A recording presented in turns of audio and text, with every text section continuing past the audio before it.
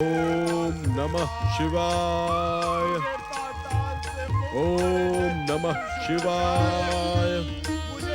ओम नमः शिवाय। ओम नमो भगवते वासुदेवाय। मुझे मुक्ति आप ही प्रदान कर सकते हैं दैत्य गुरु शुक्राचार्य। मुझे मुक्ति आप ही प्रदान कर सकते हैं दैत्य गुरु। ओम नमः शिवाय। प्रदान कर सकते हैं। ओम नमः शिवाय। ओम नमो भगवते वासुदेवाय। ओम नमो भगवते वासुदेवाय। मुझे मुक्ति आप ही प्रदान कर सकते हैं दैत्य गुरु। देवाधिदेव महादेव भोलेनाथ, शुक्राचार्य आश्रम में पहली बार विष्णु भक्ति का स्वर गूंजा है। यह क्या रहस्य है भोलेनाथ? भोलेनाथ, मैंने सुना था कि मधु राक्षस पाताल लोक से पृथ्वी लोक लौट आया है, किंतु यह स्वर तो मधु का पाताल लोक से आ रहा है। मैं क्या करूं भोलेनाथ? मेरा मार्गदर्शन करें। ओम नमः शिवाय। ओम नमः शिवाय। ओम नमः शिवाय। ओम नमः शिवाय। ओम नमः शिवाय। ओम नमः शिवाय। ओम नमः शिवाय। ओम नमः शिवाय।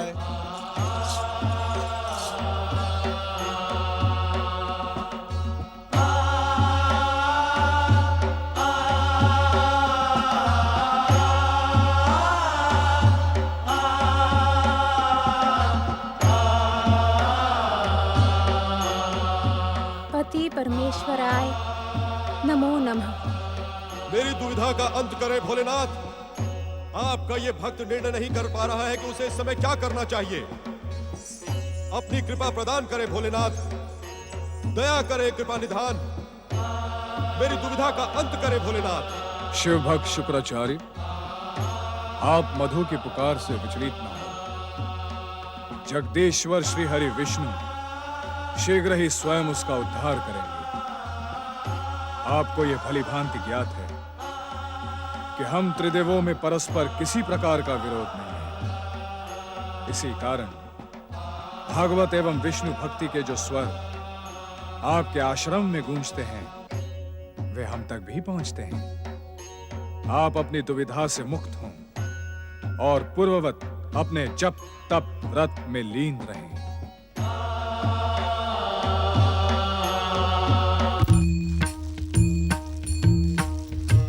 ओम नमः शिवाय। ओम नमः शिवाय। ओम नमः शिवाय। ओम नमः शिवाय। ओम नमः शिवाय। ओम नमः शिवाय। ओम नमः शिवाय। शनिदेव, जो मैं सुन और देख रहा हूं, क्या वो सत्य है? कहीं वो मेरी कल्पना तो नहीं? दैत्य गुरु, आप जो कुछ भी देख रहे हैं वो परम सत्य है। इसमें कल्पना की तनिक भी संभावना नहीं। यह संभव कैसे हो सकता है? दैत्य गुरु, जो आपके आराध्य हैं वो क्या हमारे आराध्य नहीं हो सकते? मित्र धर्म की परिभाषा आपसे अधिक इस संसार में किसे ज्ञात है? देव अधिदेव महादेव की कृपा से आप इस संसार के समस्त रहस्यों से परिचित हैं। तो क्या मित्रता की शपथ लेने वाले मित्र के लिए यह आवश्यक नहीं कि वो अपने मित्र की सफलता की कामना करे? आपके व्यवहार और स्वरूप के परिवर्तन को देखकर ये परम शिव भक्त शुक्राचार्य परम आनंदित हो गया है। शनिदेव, कहें मैं आपका क्या प्रिय करूं? दैत्य गुरु, आप पिछले अनेक वर्षों से अपने जिस जब तब व्रत में लीन है वो सफल हो। देवादिदेव महादेव शिव शंकर से आप अपना इच्छित वरदान प्राप्त करें। यही हमारी प्रसन्नता का कारण होगा और यही हमारे लिए परम प्रिय होगा। शनिदेव, आज संसार के क्षितिज पर नए सूर्य का उदय हो रहा है। भक्तिभाव, जप तप व्रत और मित्रता के अटूट बंधन से बंधा ये बंधन संसार के लिए जागरण और नए प्रकाश का संदेश लेकर आएगा। आपकी जय हो शनिदेव, आपकी जय हो। ओम नमो भगवते वासुदेवाय। ओम नमो भगवते वासुदेवाय। नारायण नारायण। देवगुरु, बालक ध्रुव की भक्ति धन्य है, धन्य है देवगुरु, धन्य है। नारद, बालक ध्रुव ने अटूट भक्ति से संसार के सम्मुख जब तब व्रत की एक नई परिभाषा रच दी है। धन्य है ये बालक और धन्य है इसका मार्गदर्शन देने वाले गुरु। देवर्षि, कृपया इतना तो बताएं कि आपने बालक ध्रुव को भक्ति का ऐसा कौन सा महामंत्र प्रदान किया था? नारायण नारायण। उस परम पावन मंत्र के स्वर को आप स्वयं ध्रुव के मुख से सुन रहे हैं। भगवते वासुदेवाय।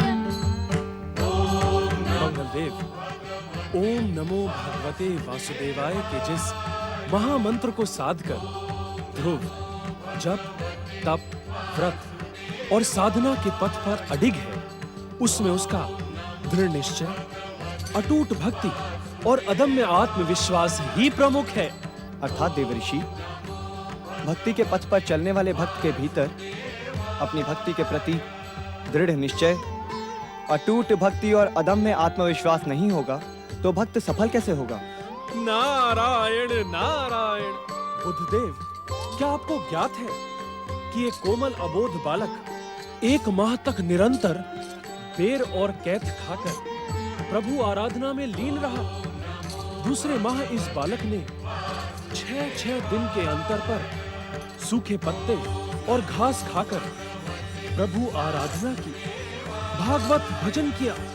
और तीसरे माह ये बालक केवल जल पीकर ध्यान में लीन रहा। और चौथे माह ये बालक मात्र वायु का सेवन कर अपने दृढ़ निश्चय से अपनी कठोर तपस्या में संलग्न रहा। धन्य है, धन्य है, धन्य है।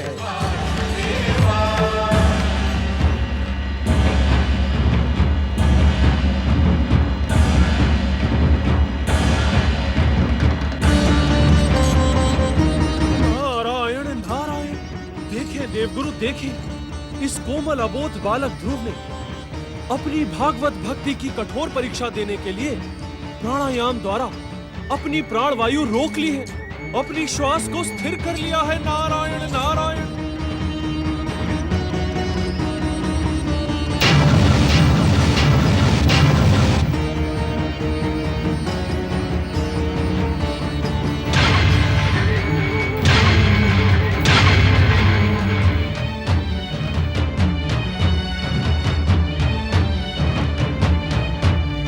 अब क्या होगा देवगुरु? कुछ भी हो सकता है बुद्धदेव। अपनी अटूट भक्ति का परिचय देते हुए बालक ध्रुव ने अपने प्राणों को अपने मस्तक क्षेत्र में स्थिर कर दिया है। इस समय बालक के भीतर मृत्यु और जन्म का मोह नहीं है।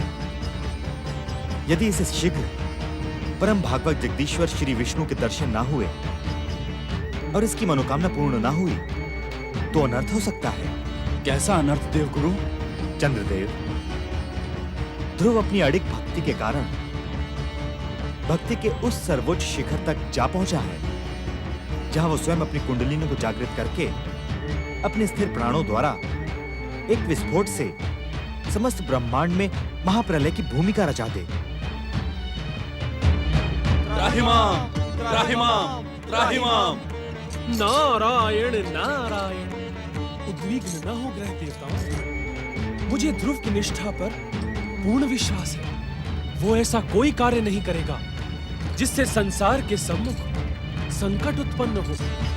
किंतु यह स्थिति अति अधिक भयानक है देवर्षि।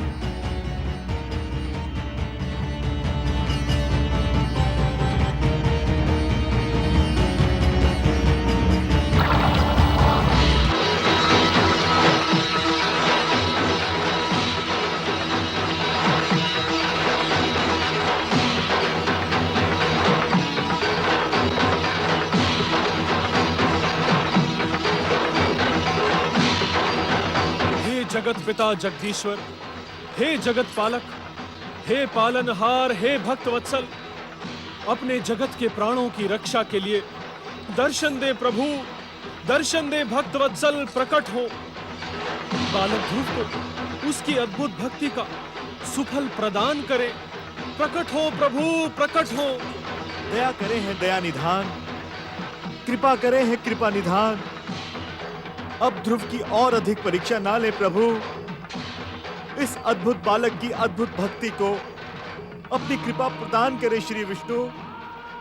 दर्शन दें, दर्शन दें, दर्शन दे प्रभु, दर्शन दे, दर्शन दे जगदीश्वर, दर्शन दे। ओम हरि ओम, ओम हरि ओम, ओम हरि ओम, ओम हरि ओम। दर्शन दे प्रभु, दर्शन दे। ओम हरि ओम, ओम हरि ओम। दर्शन दे प्रभु, दर्शन दे। ओम हरि ओम, ओम हरि ओम, ओम हरि ओम, ओम हरि ओम। ओम हरि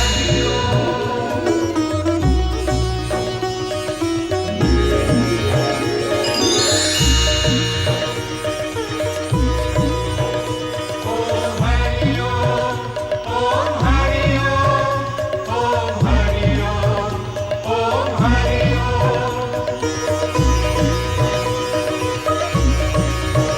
हे परम बाल भक्त ध्रुव,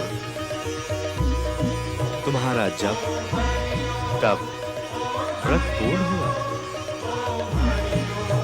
आंखें खोलो, अपनी अटूट और अडिग भक्ति को विराम दो पुत्र।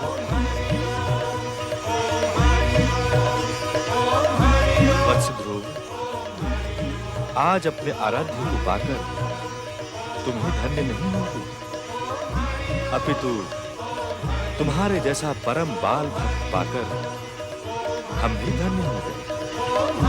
आंखें खोलो पुत्र।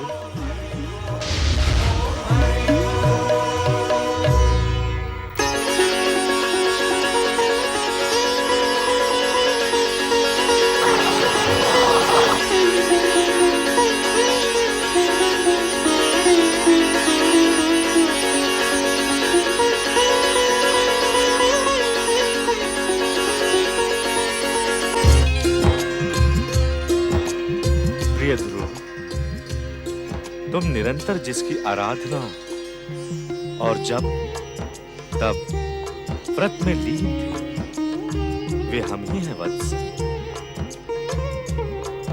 हम तुम पर अत्यंत प्रसन्न हैं। अपना इच्छित वरदान मांगो पुत्र।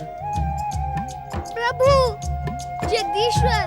हे परम बाल भक्त ध्रुव, उठो वत्स। तुम्हारा स्थान हमारे चरणों में नहीं, हमारे हृदय में है।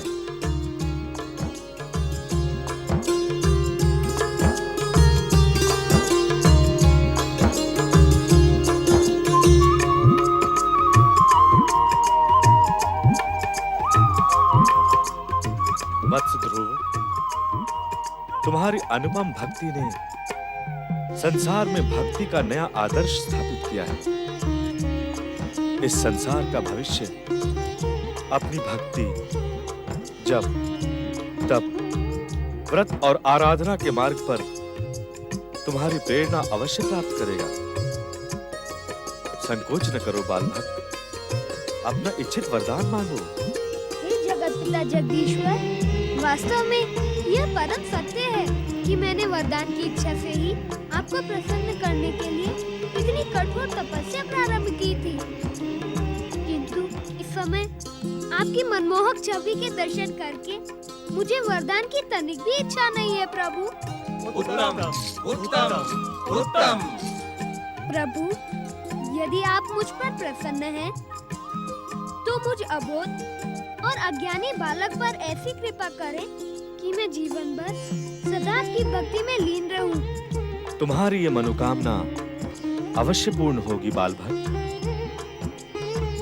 जय श्री हरि, जय श्री हरि, जय श्री हरि, जय श्री हरि, जय श्री हरि। हरि अवतार भक्त वत्सल जगदीश्वर भगवान विष्णु की जय। हरि अवतार कृपा सिंधु भगवान श्री विष्णु की जय। दया निधान जगत पालक हरि अवतार भगवान श्री विष्णु की जय। ओम नमो भगवते वासुदेवाय। ओम नमो भगवते वासुदेवाय। ओम नमो भगवते वासुदेवाय। ओम नमो भगवते वासुदेवाय। वासुदेवाय। ओम नमो भगवते वासुदेवाय। ओम नमो भगवते वासुदेवाय। उठो मधु। मधुवन के स्वामी राक्षस मधु, तुमने राक्षस जाति में जन्म लेने के पश्चात भी हमारी भक्ति के प्रति आस्था और समर्पण का नया इतिहास रचा है। तुमने इस मधुवन को हमारी परम पावन भक्ति का क्षेत्र बनाकर हमारे परम भक्त ध्रुव के साथ ही अपना नाम अमर कर दिया है। कहो मधु, तुम्हारी क्या इच्छा है? तुम अपना इच्छित वरदान हमसे मांग लो। हे जगदीश्वर, आपके दर्शन प्राप्त करने की मनोकामना से ही मैंने आपकी भक्ति की थी। आपके मनमोहक दर्शन पाकर मेरी मनोकामना पूर्ण हुई। इसी प्रकार मुझ पर अपनी कृपा दृष्टि बनाए रखें। मधु, तुम्हारा भक्ति पूर्ण उत्तर सुनकर हम और अधिक प्रसन्न हुए। अपनी प्रसन्नता से हम तुम्हें ये वरदान देते हैं कि तुम्हारे इस मधुवन में जो भी प्राणी हमारी भक्ति करेगा वो हमारी परम कृपा का पात्र बनेगा। हे भगवत्सल भगवान, आपने मुझ जैसे तुच्छ और हिंसक राक्षस को वरदान प्रदान करके महान कृपा की है। मधु का जीवन धन्य हो गया। आपकी जय हो। जय श्री हरि, जय श्री हरि, जय श्री हरि, जय श्री हरि, जय श्री हरि। नारायण नारायण। धन्य है आप श्री हरि विष्णु, धन्य है। हे परम बाल भक्त ध्रुव, तुम्हारी भक्ति भी धन्य है। हे परम बाल भक्त ध्रुव, नारद तुम्हारा अभिनंदन करता है। परम पावन भक्त ध्रुव की जय हो। हे सुंदर, ये सब आपकी ही कृपा का ही सुफल है। यदि आप मेरा मार्गदर्शन न करते तो मैं आज यहाँ भक्ति करने के लिए जीवित ही ना रहता। नारायण नारायण। ऐसा न कहो परम बाल भक्त ध्रुव, तुम श्री हरि के पूर्ण कृपा पात्र हो। परम बाल भक्त ध्रुव, अब अपनी इच्छा पूर्ति के लिए हमसे वरदान मांगो। हे जगत पिता, आपकी कृपा से अब मेरे भीतर कोई इच्छा शेष नहीं। आपके परम पावन दर्शन पाकर मेरी समस्त मनोकामना पूर्ण हुई। किंतु संकोच न करो बाल भक्त, अपनी बात कहो। हे भक्तवत्सल, हे क्षमा निदान, यदि आप मेरी मूढ़ता को क्षमा करें तो मैं आपके सम्मुख एक जिज्ञासा प्रस्तुत करने का इच्छुक हूँ। भक्त के मन में यदि जिज्ञासा शेष रह गई तो संसार की जिज्ञासा का समाधान न हो सकेगा। पूछो पुत्र, क्या पूछने के इच्छुक हो? जगदीश्वर प्रभु, आपने मुझे दर्शन देने से पूर्व मेरी ऐसी कठोर परीक्षा क्यों ली? अनन्य बाल भक्त ध्रुव, ये प्रश्न तुम्हारे मन को ही नहीं, समस्त संसार को उद्विग्न कर रहा है। आज तुमने हमसे ये प्रश्न पूछकर संसार की उद्विग्नता का अंत कर दिया है। तुम ये ज्ञात करने के इच्छुक हो ना कि तुम्हारे इस कठोर परीक्षा का कारण क्या है? तो सुनो वत्स, इसका कारण है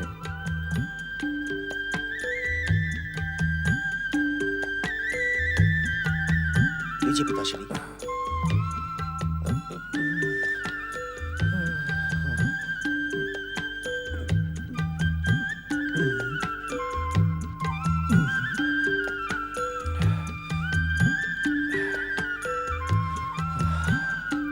आपका स्वास्थ्य कैसा है पिताश्री? पुत्र सौधर, तुम्हारी सेवा भावना देखकर मुझे ऐसा प्रतीत होता है कि मृत्यु के देवता यमराज भी हम पर प्रसन्न हो गए। तुम्हारा कल्याण हो पुत्र।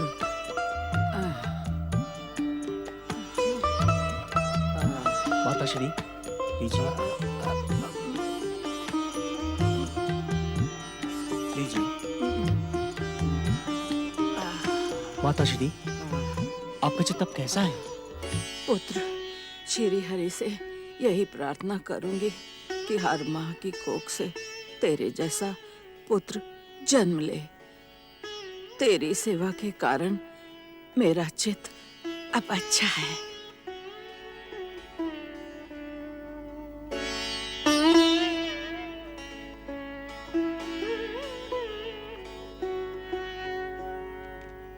पुत्र सौधर, संग्रह करना ब्राह्मण का धर्म नहीं होता, और इसी कारण मैंने अपने जीवन में सदा मूल्यवान वस्तुओं का त्याग किया है।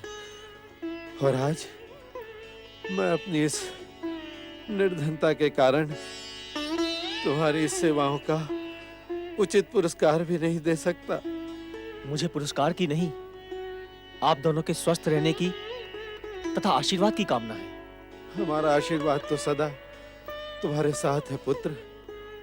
यदि मैंने अपने जीवन में एक भी पुण्य कार्य किया हो तो उसका पुण्य का फल तुम्हें प्राप्त हो।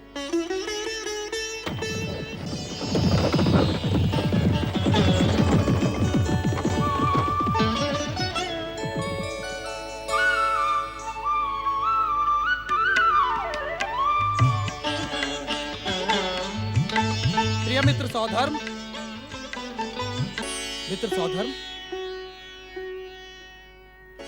पुत्र, तुम्हारे मित्र राजकुमार पधारे हैं, उनका स्वागत करो। अतिथि देवो भव। अतिथि तो देवता के समान होता है पुत्र। अतिथि का सत्कार करना हर आर्य पुत्र का धर्म है। माता पिता की सेवा से श्रेष्ठ कोई धर्म नहीं होता। मित्र सौधर्म, तुम अपना सेवा कार्य पूर्ण करो, हम तुम्हारी प्रतीक्षा करते हैं। हमारा सेवा कार्य तो पूर्ण हो गया पुत्र। अब तुम अपने मित्र के साथ जा सकते हो। वैसे भी हम विश्राम करना चाहते हैं। जो आज्ञा माताश्री। पिताश्री।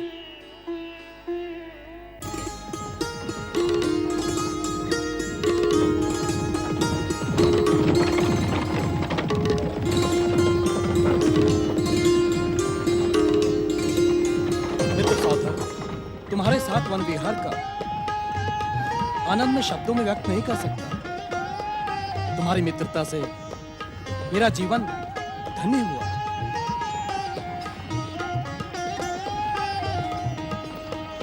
क्या हुआ मित्र, किन विचारों में खोए हो तुम? मित्र सौधर्म, तुम्हारी गंभीरता किसी अन्य बात का संकेत कर रही है। क्या हमसे कोई अपराध हुआ है? कहो मित्र, कहो। तुम्हारी प्रसन्नता के लिए तुम्हारा ये मित्र वृषधर अपने प्राणों की आहुति तक दे सकता है। वास्तव में तुम्हारी मित्रता पाकर मैं धन्य हो गया हूँ मित्र। एक पल के लिए तुमसे दूर रहकर अपना जीवन मुझे नीरस लगने लगता है। किंतु क्या मित्र? मित्रता में कैसा संकोच मित्र सहोदरन? अपनी बात निसंकोच कहो। मित्र वृषधर, संकोचता मित्रता में नहीं अपितु नियति में है। नियति अर्थात? मित्र, तुम इतने बड़े राज्य के युवराज हो और होने वाले राजा, और मैं एक निर्धन ब्राह्मण पुत्र। हमारी मित्रता भला कब तक निभेगी? जन जन्मांतरों तक मित्र। तुम्हारे जैसा सच्चा मित्र पाकर वृषधर का जीवन धन्य हुआ। मैं तुम्हारे बिना अपने जीवन की कल्पना भी नहीं कर सकता। सत्य तो यह है मित्र कि मैंने अपने मित्र धर्म की उपेक्षा की है। मैं राजसी सुख का भोग करता रहा और मेरा मित्र निर्धनता में जीवन व्यतीत करता रहा। धिक्कार है मुझ पर, धिक्कार है। ये क्या मित्र, तुम रो रहे हो? अपनी निर्लज्जता पर रोऊं नहीं तो क्या करूं? किंतु अब मैं तुम्हें निर्धन नहीं रहने दूंगा। तुम भी मेरे समान राजसी सुखों का भोग करोगे। तुम्हें भी वो सब सुख सुविधाएं उपलब्ध होंगी जो एक राजा और राजकुमार के लिए आवश्यक होती हैं। नहीं मित्र नहीं, मुझे राजसी सुख भोग की तनिक भी लालसा नहीं। मेरे लिए तो संसार के समस्त सुख वैभव से अधिक मूल्यवान है तुम्हारी मित्रता। धन्य है तुम्हारे विचार मित्र, और धन्य है तुम्हारे माता पिता की प्रदान की हुई शिक्षा। एक निवेदन करूं मित्र? आज्ञा करो मित्र। मेरे पिताश्री महाराज शशिधर ने मेरे लिए एक राजप्रासाद का निर्माण करवाया है। मैं तुम्हें वो राजप्रासाद दिखाऊंगा। चलोगे मेरे साथ? तुम्हारे प्रासाद को देखना मेरा सौभाग्य है। चलो सारथी।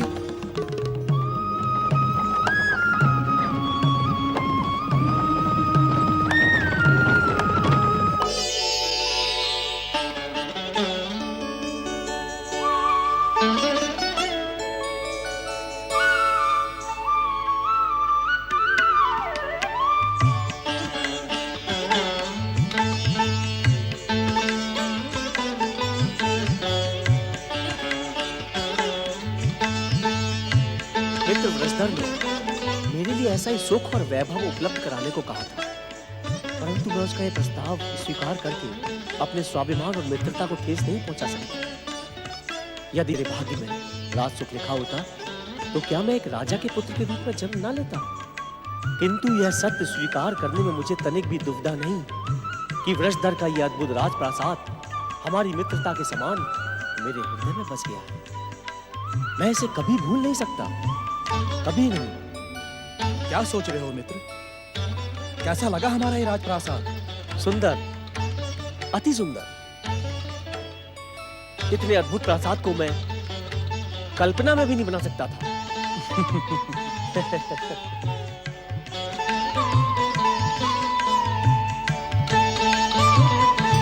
अनन्य बाल भक्त ध्रुव, अपने पिछले जन्म में तुमने सुंदर राज प्रासाद को पाने की अभिलाषा की थी। इस कारण इस जन्म में तुम महाराज मनु के महान वंश में उत्पन्न हुए। पिछले जन्म में माता पिता की सेवा के पुण्य फल के कारण इस जन्म में तुमने अपनी माता का निश्चल प्रेम प्राप्त किया। परंतु क्या जगदीश्वर? पूर्व जन्म में अपनी अभिलाषा को पूर्ण करने के लिए सौधर्म ने जब तब व्रत और भक्ति का मार्ग स्वीकार नहीं किया। वो रात दिन वैसा ही महल पाने के सपने देखता रहा। इस लोभी प्रवृत्ति के कारण ध्रुव राजकुल में जन्म लेकर भी राज सुख से वंचित रहा। परंतु अपनी अनंत और अटल भक्ति के कारण अब संसार का हर सुख तुम हमसे प्राप्त कर सकते हो। तुम अपना इच्छित वरदान हमसे मांग लो पुत्र। प्रभु, मैंने पहले ही निवेदन कर लिया है कि आपकी तपस्या प्रारंभ करने से पूर्व मेरे मन में अपने सौतेले भाई उत्तम के समान युवराज पद का अधिकार पाने की लालसा थी। अपनी विमाता की दुर्व्यवहार के कारण उनके विरुद्ध प्रतिशोध की भावना से मैं जल रहा था, परंतु आपके परम पावन दर्शनों के पश्चात मेरे मन की समस्त दुर्भावनाएं मेरी इच्छाओं के समान समाप्त हो गई। उत्तम, उत्तम, उत्तम। हे जगत पिता, अपने प्रिय जनों के प्रति जो द्वेष मेरे मन में उत्पन्न हुआ था, उससे मैं लज्जित हूँ। मुझे क्षमा करे भक्तवत्सल। पश्चाताप का निर्मल जल तुम्हारी समस्त दुर्भावनाओं को हमारे प्रकट होने से पूर्व ही बहा कर ले गया था। अब तुम्हारा हृदय पवित्र और निर्मल होने के साथ ही हमारी भक्ति से परिपूर्ण हो गया है। अब तुम्हारे मांगे बिना ही हम तुम्हें ऐसे अद्भुत वरदान प्रदान करेंगे जो आज तक हमारे किसी भक्त ने प्राप्त नहीं किए। जय श्री हरि, जय श्री हरि, जय श्री हरि।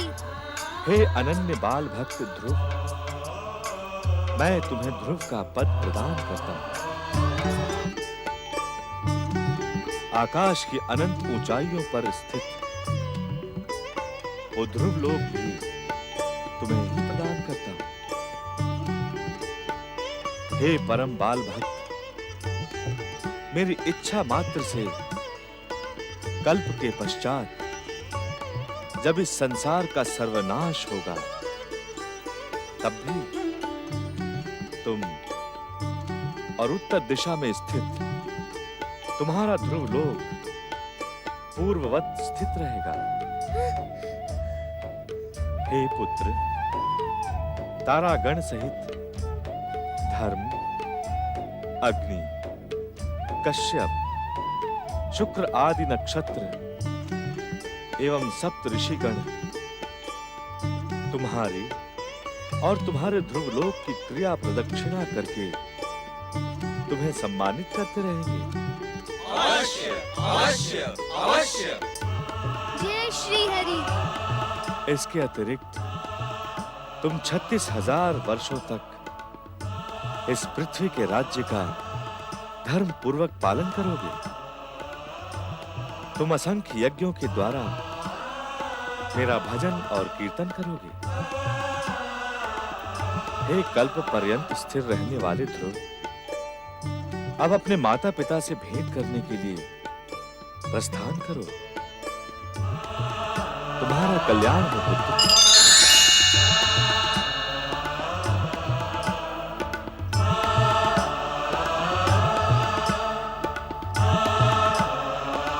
जय श्री हरि। महारानी सुनीति, आपके पुत्र व परम भक्त ध्रुव को साक्षात जगदीश्वर के दर्शन हो गए। उसने वो सब कुछ प्राप्त कर लिया जिसकी आप कल्पना भी नहीं कर सकती थी। नारायण नारायण। भक्तराज ध्रुव ने पृथ्वी के प्रथम पुरुष महाराज मनु के वंश का नाम अमर कर दिया। नारायण नारायण। देवर्षि, क्या ये सब कुछ, क्या आप मेरे ध्रुव के सौभाग्य का दृश्य प्रत्यक्ष देखकर आ रहे हैं? हाँ महारानी सुनीति, हाँ। भक्त और भगवान के महामिलन का वो परम पुण्य मुझे मेरे सौभाग्य से ही प्राप्त हुआ। वो अद्भुत दृश्य था। अद्भुत दृश्य? हाँ सुखिया माई, हाँ। ऐसा प्रतीत होता था कि नारायण नारायण। भक्त की मर्यादा रखने के लिए स्वयं भगवान भक्त के सम्मुख लालायित थे। उसे सब कुछ देकर भी जगदीश्वर के मुख पर ऐसे भाव थे कि मैंने भक्तराज ध्रुव को कुछ दिया ही नहीं। आहा आहा, ऐसा सुंदर दृश्य कि जिसे शब्दों में व्यक्त करना परम पिता ब्रह्मा जी के लिए भी असंभव था। नारायण नारायण।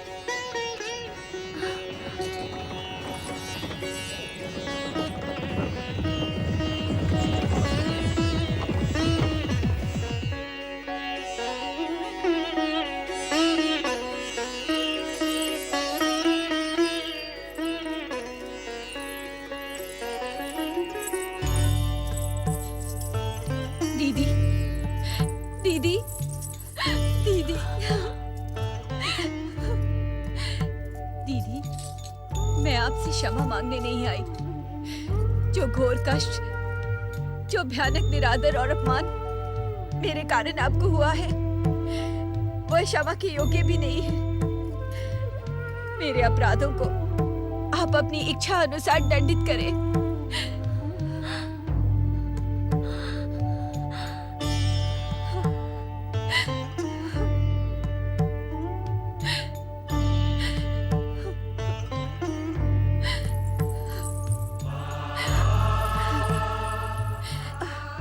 सुखिया माई, वास्तव में मेरे अहंकार ने आपका नहीं, अपनी माँ का ही अपमान किया है। आप अपनी बिटिया सुनीति को आदेश दें कि वे मेरे दुष्ट कर्मों के लिए मुझे दंडित करें। माताश्री, मुझे भी आप दंड दें। मैंने भी आपको कभी प्रणाम नहीं किया। नहीं नहीं पुत्र, इसमें तुम्हारा कोई दोष नहीं। सुरुचि, इसमें किसी का दोष नहीं। ये तो नीति का खेल था, नियंता की इच्छा थी। वे हमारे ध्रुव को भक्ति के उस सर्वोच्च शिखर पर पहुंचाने के इच्छुक थे, जिसका विधान ध्रुव के पूर्व जन्म में ही लिखा गया था। सुरुचि, जो बीत गया मैं उसे भूलने की इच्छुक हूँ। तुम भी उसे भूल जाओ। नारायण नारायण, आप धन्य है महारानी सुनीति, आप धन्य है। पटरानी सुरुचि, आप दंड की याचना लेकर आई थी ना? आपके अपराध बोध ने स्वयं आपके अपराधों को क्षमा दे दी है। इस महान परिवार में आकर आपका जीवन धन्य हुआ। दीदी, दीदी। नारायण नारायण, आज का दिन भविष्य की कीर्ति गाथा में स्वर्ण अक्षरों से अंकित होगा। एक और संसार को ध्रुव की भक्ति का परम पावन संदेश मिला है, और दूसरी ओर आप दोनों का महामिलन संसार के कल्याण का प्रतीक बनेगा। आपका कल्याण हो।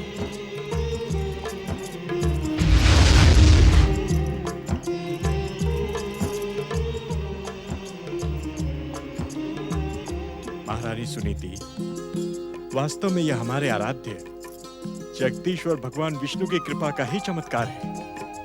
जैसे ही हमें देवर्षि नारद से ध्रुव के हरि दर्शन का समाचार मिला, पटरानी सुरुचि के मन में ध्रुव के प्रति प्रेम और तुम्हारे साथ किए गए न्याय के प्रति पश्चाताप की भावना एक साथ प्रकट हुई।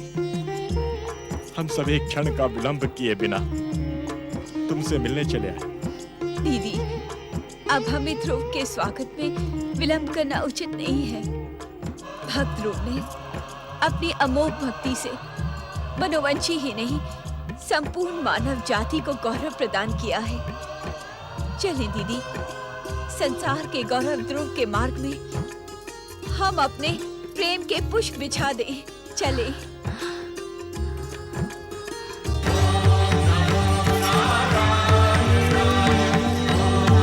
शिवाय, ओम नमः शिवाय, ओम नमः शिवाय, ओम नमः शिवाय, ओम नमः शिवाय, ओम नमः शिवाय, ओम नमः शिवाय, ओम नमः शिवाय। परम शिव भक्त भृगुपुत्र शुक्राचार्य जी, आंखें खोले और अपने मित्र को देखिए।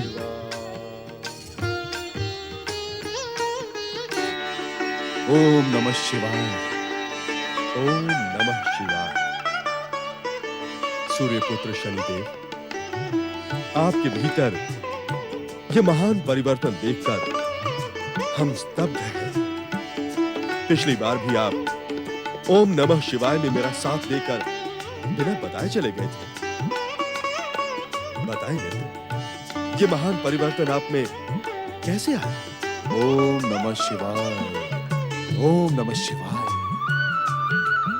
दैत्य गुरु शुक्राचार्य जी, जिस प्रकार आपके महान पिता ने आपको प्रेरित कर आपकी तामसिक वृत्तियों का सर्वनाश किया, उसी प्रकार मुझे मेरे पिता की कृपा और भाइयों के उपहार ने तामसिकता का त्याग करने के लिए विवश कर दिया। अर्थात ओम नमः शिवाय।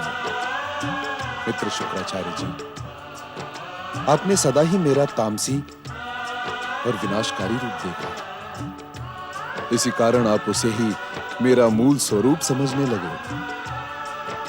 किंतु जिसे मानव मात्र के भाग्य का निर्धारण करना हो, उसके भीतर प्रेम, अहिंसा और मित्र भाव का होना परमावश्यक है। सत्य है भाग्य विधाता, सत्य है। किंतु प्रेम भाव, अहिंसावाद और मित्रता का भाव, इन सब की भावना आपके भीतर उजागर कैसे हुई? बताएं शनिदेव। शुक्राचार्य जी, संसार को प्रकाशित करने वाले मेरे पिता सूर्यदेव ने देवर्षि नारद के संकेत तथा परम पिता ब्रह्मा जी के परामर्श पर द्वितीय वर द्वारा श्री विष्णु को प्रसन्न किया। विष्णु जी ने प्रसन्नता के फलस्वरूप मेरे पिता सूर्यदेव को अमृत कलश से युक्त 2 पुत्रों का वरदान दिया। मेरे पिता के आदेश पर ये दोनों अश्विनी कुमार मेरे समीप आए। मध्यम भ्राता शनिदेव, अपने दोनों छोटे भाइयों का प्रणाम स्वीकार करें। मध्यम भ्राता शनिदेव, आपके हृदय में हमारे महान पिता के प्रति जो बैर भाव है, उसका त्याग करें। भ्राता श्री, हम आपके सम्मुख यही प्रार्थना लेकर प्रकट हुए हैं। हम आपको यह अमृत कलश भेंट करने के लिए ही प्रकट हुए हैं। इसे ग्रहण करें भ्राता श्री, इससे आपके तन, मन और आत्मा को शांति मिलेगी।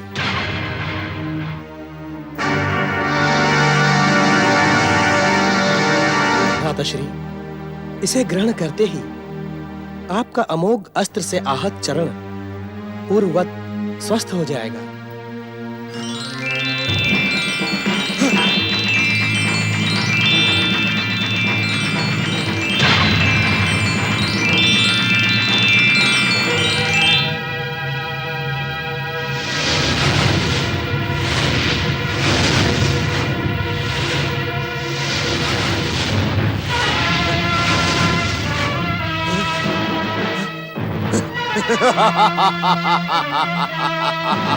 मध्यम भ्राता श्री, आपने हमारी प्रार्थना सुनी, इस कारण हम आपके आभारी हैं। आपकी जय हो। हर हर महादेव, हर हर महादेव, जय शिव शंकर। शनिदेव, आप धन्य हैं। शुक्राचार्य जी, वास्तव में आपकी शिव भक्ति तथा ध्रुव की विष्णु भक्ति से हमारे मन में द्वेष, हिंसा और विनाश के स्थान पर प्रेम, अहिंसा और सहयोग के भाव जागृत हुए हैं। हमने निश्चय किया है शुक्राचार्य जी कि अब हम विनाश और विध्वंस का नहीं,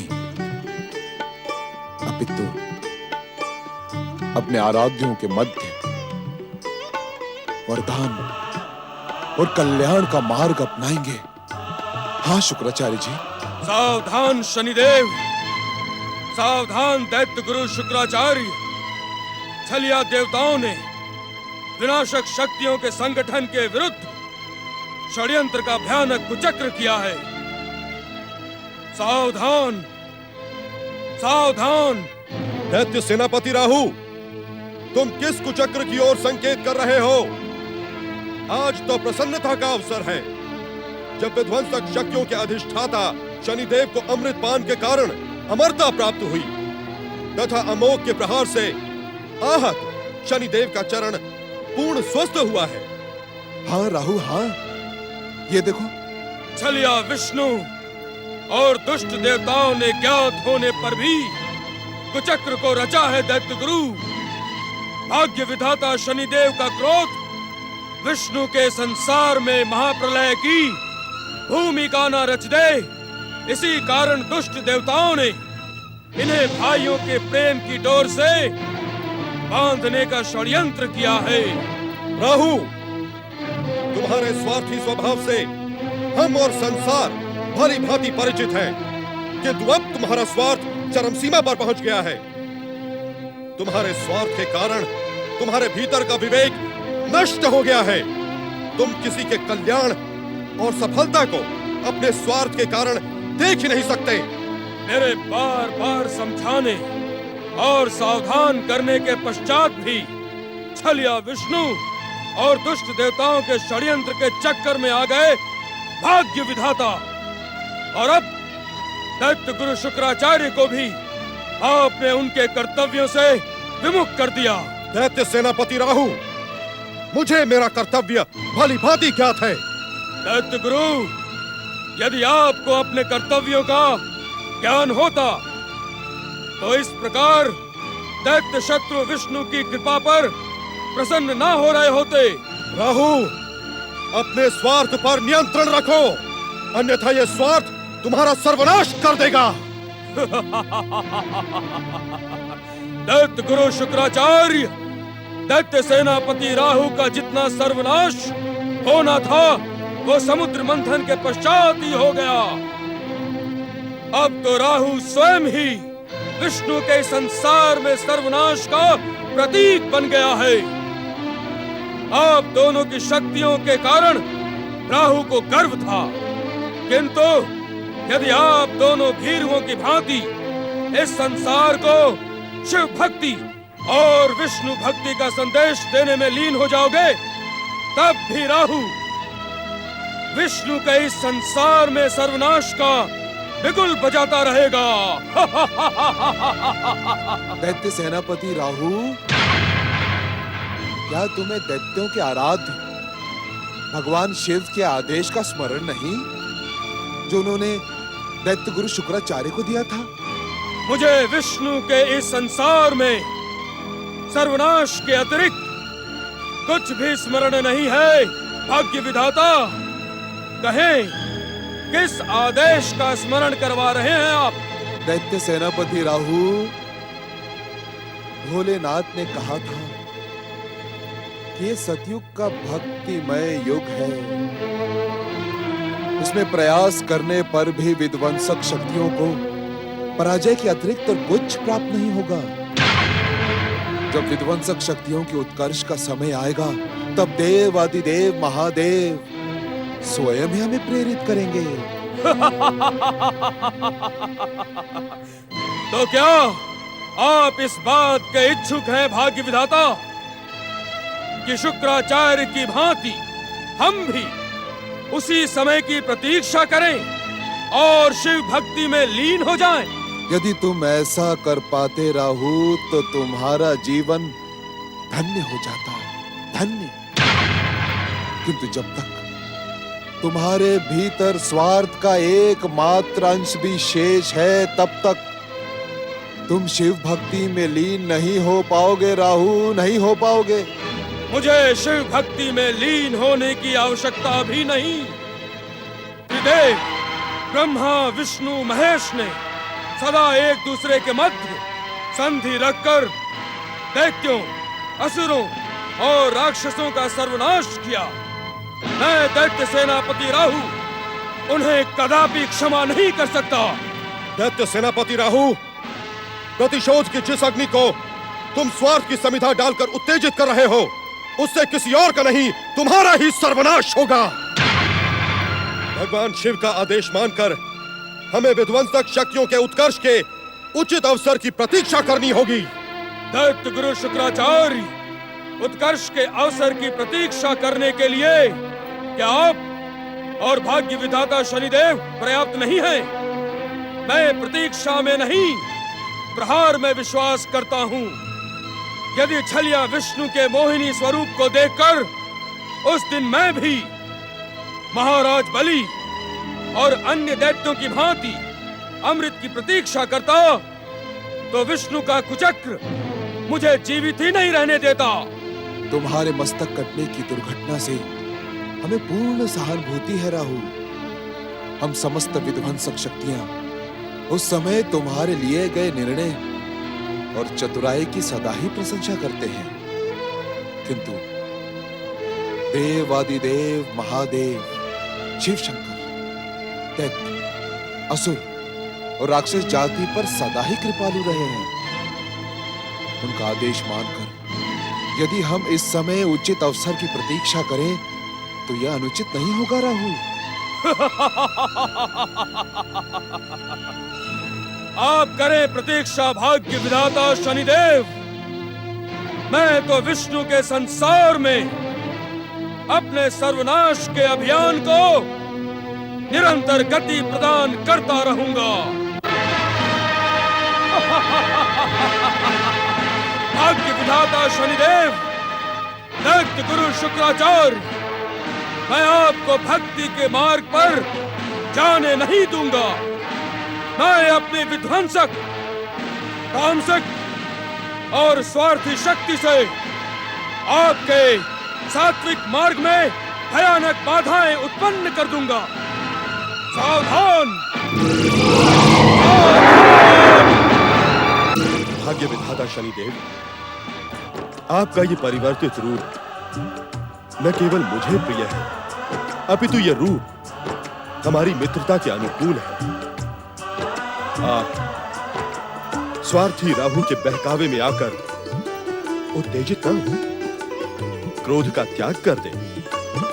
यह क्रोध वास्तव में विनाश, सर्वनाश, द्वेष और प्रतिशोध का सूत्रधार बनता है। ओम नमः शिवाय, ओम नमः शिवाय, ओम नमः शिवाय, ओम नमः शिवाय। ओम नमो भगवते वासुदेवाय। ओम नमो भगवते वासुदेवाय। ओम नमो भगवते वासुदेवाय। ओम नमो भगवते वासुदेवाय। ओम नमो भगवते वासुदेवाय। ओम नमो भगवते वासुदेवाय। ओम नमो भगवते वासुदेवाय। ओम नमो भगवते वासुदेवाय। ओम नमो भगवते वासुदेवाय। ओम नमो भगवते वासुदेवाय।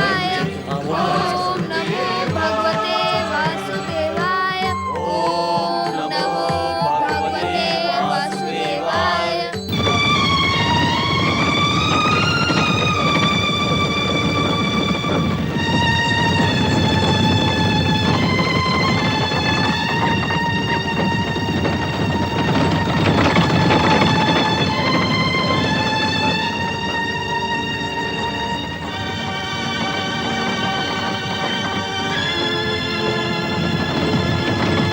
ओम नमो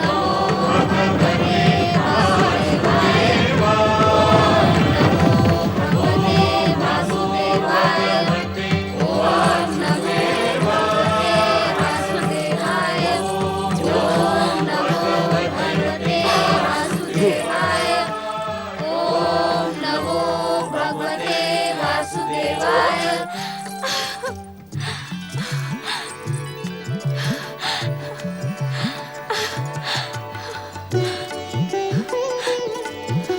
आयुष्मान भवा पुत्र, आयुष्मान भवा।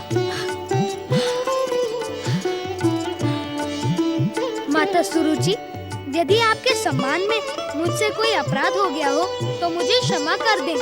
मुझ पर और अधिक पाप न चढ़ाए भक्त शिरोमणि। मेरे अपराधों को अपनी विशाल हृदय माता की भांति क्षमा कर दे। हे कंपिला के महान प्रजावासियों, मेरी दुष्टता को क्षमा करें। नहीं माता सुरुचि, नहीं, आपने कोई अपराध नहीं किया है। हम आप सब तो निमित्त मात्र हैं, कर्ता तो वे हैं जिन्होंने अपनी कृपा से इस पृथ्वीलोक को धन्य कर दिया है। जगदीश्वर भगवान श्री हरि विष्णु की जय। भक्त वत्सल भगवान श्री हरि विष्णु की जय। पुत्र, पुत्र,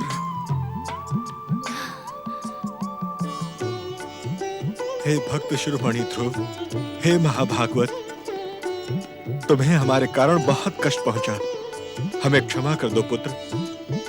तुम्हारे कारण आज मनुवंश का ही नहीं, इस संसार के भाग्य का उदय हुआ है। किंतु अब हमारे साथ चलकर अपना अधिकार प्राप्त करो पुत्र। आओ पुत्र। भक्त शिरोमणि महाभागवत भक्तराज ध्रुव की जय। मनुवंश और महाराज उत्तानपाद की जय। आओ महारानी सुनीति, पटरानी सुरुचि और युवराज ध्रुव की जय। भक्त शिरोमणि महाभागवत भक्तराज ध्रुव की जय। ओम नमो नारायणाय, ओम नमो नारायणाय, ओम नमो नारायणाय।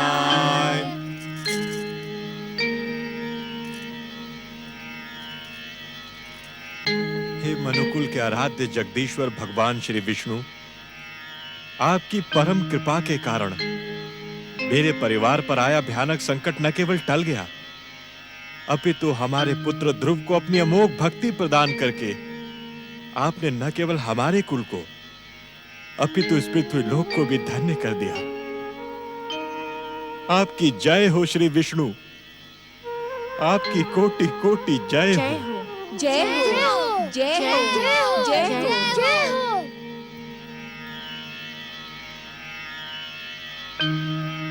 ओम नमो नारायणाय। भक्तराज ध्रुव की जय हो। क्षमा करें महाराज, पृथ्वी लोक को अपनी अमोघ भक्ति से धन्य धन्य करने वाले भक्तराज ध्रुव के दर्शन पाने के लिए प्रजा व्याकुल हो रही है। महामंत्री सुदत्त, हम प्रजा की व्याकुलता का अनुमान लगा सकते हैं। श्री विष्णु के इस परम भक्त के दर्शन पाने के लिए हमारी विष्णु भक्त प्रजा निस्संदेह व्याकुल हो रही होगी। चले, हम सभी राजसभा की ओर प्रस्थान करते हैं।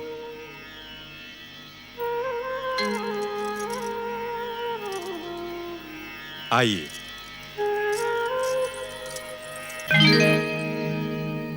भक्तराज ध्रुव की जय। भक्तराज ध्रुव की जय। भक्तराज ध्रुव की जय। भक्तराज ध्रुव की जय। भक्तराज ध्रुव की जय। भक्तराज ध्रुव की जय। भक्तराज ध्रुव की। पुत्र ध्रुव, तुम्हारी भक्ति के कारण मनुकुल का गौरव संसार में अनंत काल तक स्थापित रहेगा। कंपिला के राज सिंहासन पर विराज कर हम सभी को धन्य करो भक्त शिरोमणि। इस सिंहासन पर आप विराजे पिताश्री। मैं तो स्नेहपूर्वक आपकी गोद में बैठने का अधिकारी हूँ। आओ पुत्र। क्षमा करें पिताश्री, आपकी गोद में बैठने का जितना अधिकार मेरा है, उतना ही भ्राता उत्तम का भी है। उन्हें भी मेरे साथ अपनी गोद में बिठाइए। अवश्य पुत्र, आओ। आइए,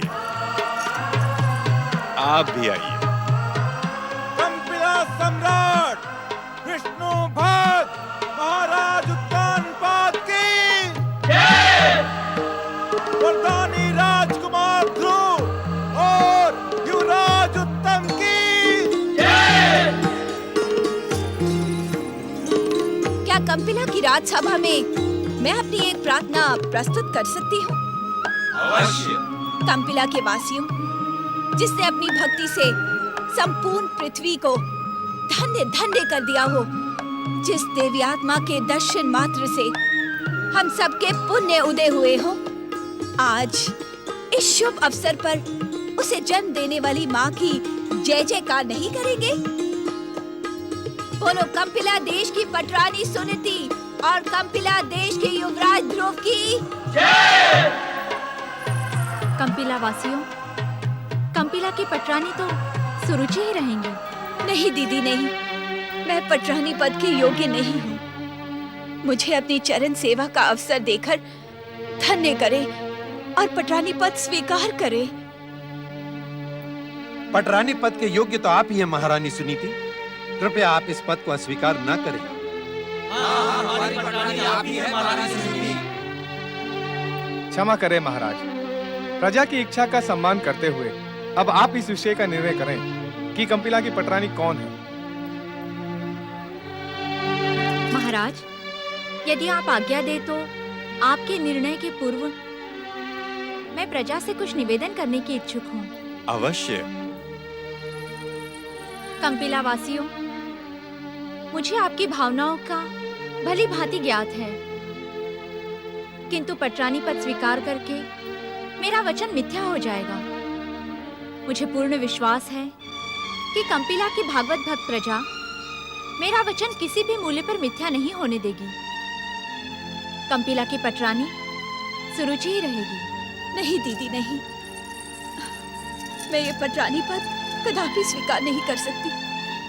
आपने मुझे वचन दिया था, मैं उस वचन को निष्क्रिय करती हूँ। हट न करो सुरुचि, मैं इस पटरानी पद को नहीं स्वीकार सकती। किंतु दीदी, प्रिय सुरुचि, ये मेरा निवेदन भी है और आदेश भी। कंपिला की पटरानी तुम ही रहोगी।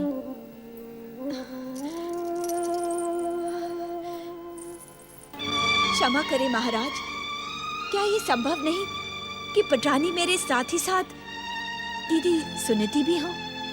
इस संसार में परम विष्णु भक्तों के लिए कुछ भी असंभव नहीं है। संभवतः इस समय तुम्हारे मन में जो विचार जन्मा है वो हमारे आराध्य श्री विष्णु की प्रेरणा से ही जन्मा हो।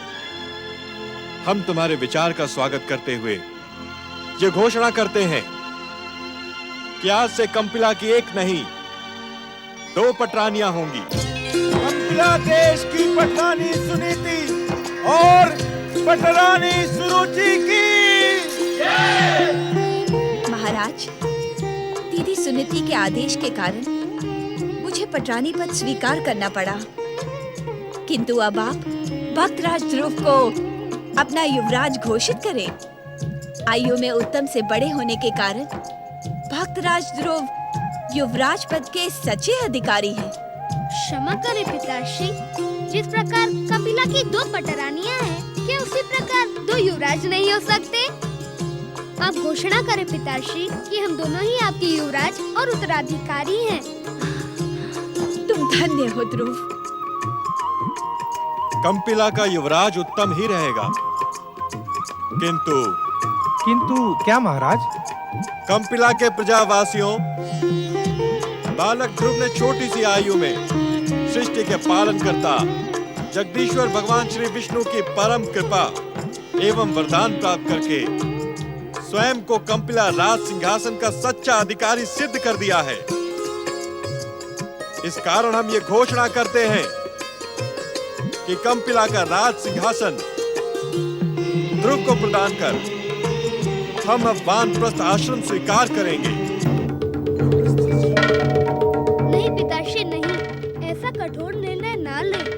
मैं तो अभी अबोध बालक हूँ। राजनीति और शासन का तो मुझे ज्ञान भी नहीं है। पिताश्री, मेरा निवेदन मानकर आप अपनी घोषणा लौटा लें तथा मुझ पर अपनी छत्र छाया तब तक बनी रहने दें जब तक मैं वयस्क नहीं हो जाऊं।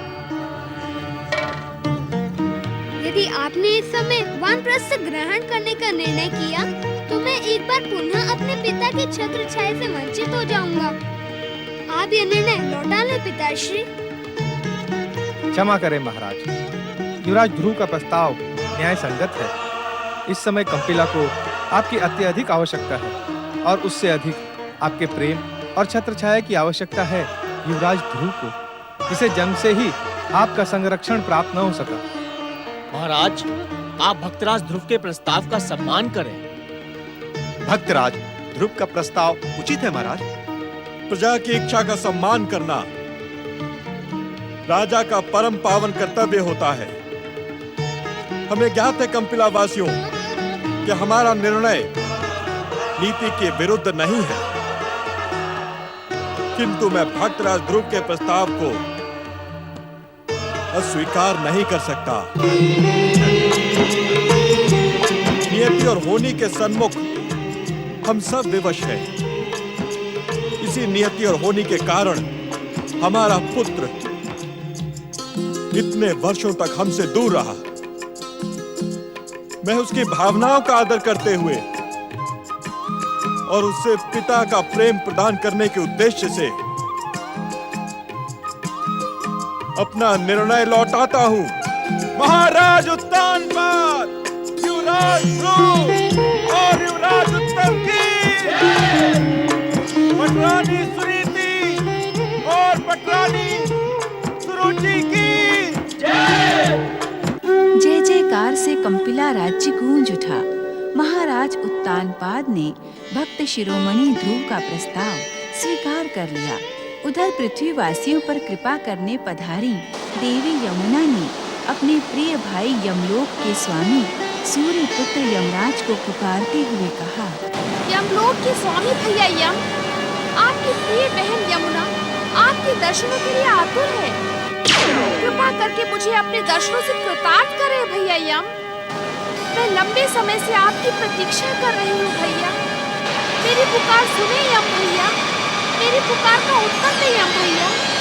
यम भैया। भैया, क्या बहन यमुना का स्वर तुम्हारे हृदय को भी उसी प्रकार द्रवित कर रहा है जिस प्रकार मुझे? हाँ भैया, पिताश्री ने बताया था कि मध्यम भ्राता शनिदेव और बहन तृप्ति के समान ही यमलोक के स्वामी यमराज और बहन यमुना भी हमारे अग्रज भाई बहन हैं। भैया, हमारी बहन यमुना हमारे अग्रज भाई यमदेव को दर्शनों के लिए पुकार रही है। हमें इनकी सहायता करके इनकी उद्विग्नता का शमन करना चाहिए। हाँ भैया, पिताश्री के द्वितीय व्रत की सफलता के कारण हमें श्री जगदीश्वर विष्णु की कृपा से ये आकार इसीलिए प्राप्त हुआ है कि हम पिताश्री के यशस्वी परिवार में प्रेम पूर्ण वातावरण स्थापित करने के साथ ही देवताओं को रोग और विकारों से मुक्ति प्रदान कर सके।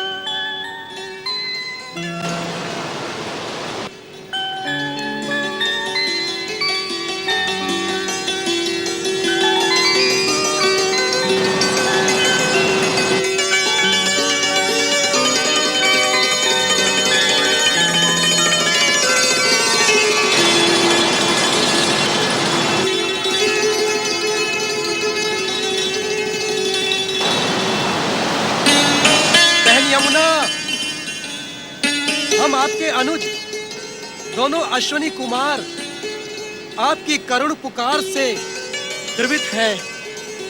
कृपा करके हमें अपने दर्शन दे। बहन यमुना, हम आपकी सहायता के उद्देश्य के लिए ही यहाँ प्रकट हुए हैं। हमें अपने दिव्य दर्शन प्रदान करें बहन यमुना।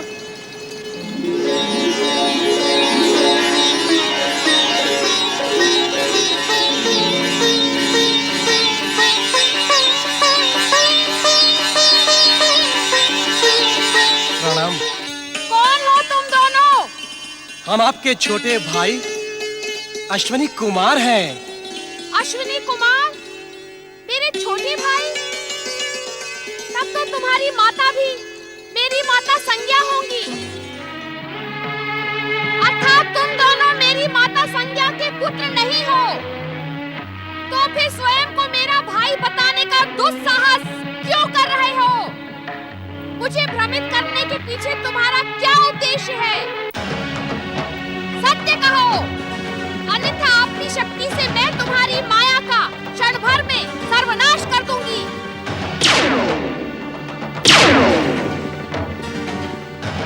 वास्तव में तुम्हारा साहस प्रशंसनीय है। क्या तुम दोनों को अपने सर्वनाश का तनिक भी भय नहीं है? अपना वास्तविक परिचय दो, अन्यथा मेरा क्रोध तुम्हारा सर्वनाश करने में विलंब नहीं करेगा।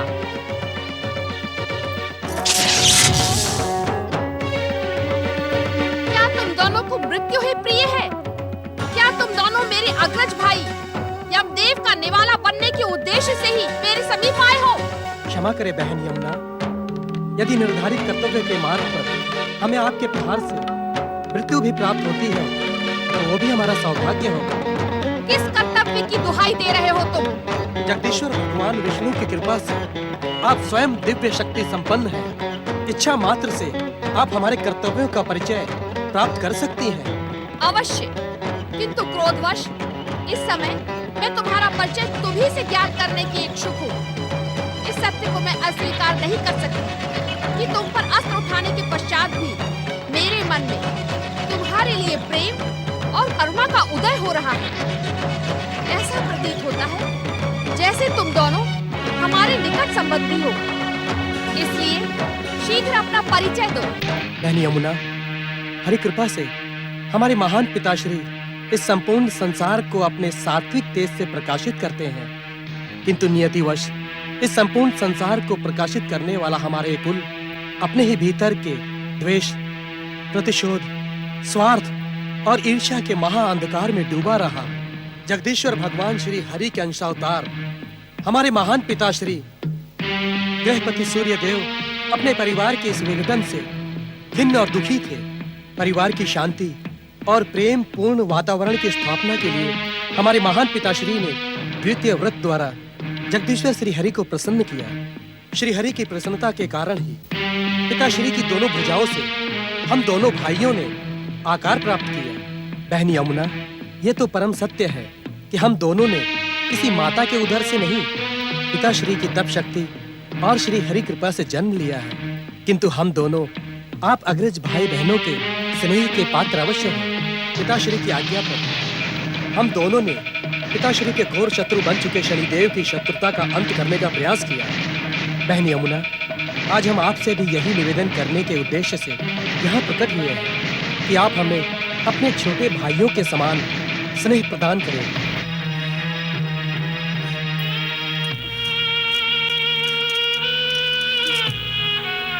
अश्विनी कुमारों, तुमने अपना परम पावन परिचय देने में इतना विलंब क्यों किया? मुझे क्षमा कर दो अनुजो। व्यर्थ ही मेरा क्रोध तुम्हारे अपमान का कारण बना। नहीं बहन यमुना, नहीं, आपका क्रोध अनुचित नहीं था। कहे बहन यमुना, हम आपकी क्या सेवा कर सकते हैं? हरि कृपा से आकार प्राप्त करने वाले अश्विनी कुमारों, तुम्हें देखकर मैं धन्य हो गई। यदि सत्य ही तुम दोनों मेरी सहायता करने के इच्छुक हो तो मैं अपना निवेदन प्रस्तुत करूं। निवेदन नहीं बहना, आदेश। छोटे भाइयों के लिए बड़ी बहन का कथन भी आदेश के समान ही होता है। कहे बहन यमुना, हमारे लिए क्या आज्ञा है? मैं यम भैया से मिलने की आतुर हूँ। क्या तुम दोनों अपने सद प्रयासों से मुझे यम भैया से मिलवा सकते हो? अवश्य। हम जगदीश्वर भगवान विष्णु के वरदान स्वरूप दिव्य रूप में प्रकट हुए हैं। हम इच्छा मात्र पर तीनों लोकों में कहीं भी जाने के लिए स्वतंत्र हैं। हम आपका ये संदेश ज्येष्ठ भ्राता यमदेव तक अवश्य पहुंचाएंगे।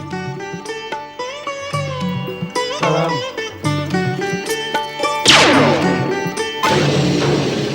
सूर्यपुत्र महाराज यमराज जी की जय हो, जय हो।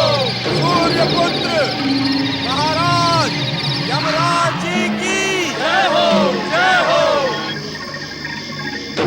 यमलोक के लेखाधिकारी चित्रगुप्त जी। आज्ञा महाराज। यमलोक से संचालित प्राणियों की मृत्यु व्यवस्था उचित विधान के अनुसार चल रही है ना? आपकी कृपा से यमलोक से संचालित सारी व्यवस्थाएं उचित विधान से ही चल रही हैं। निश्चित समय पर यमदूत प्राणियों के प्राण उनके शरीर से खींच लेते हैं।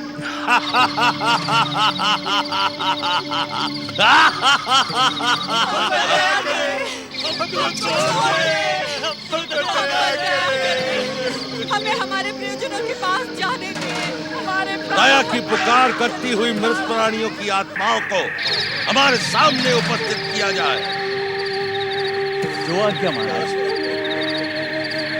यमदूतों, आज लाए गए मृत प्राणियों की आत्माओं को महाराज के सामने प्रकट करो।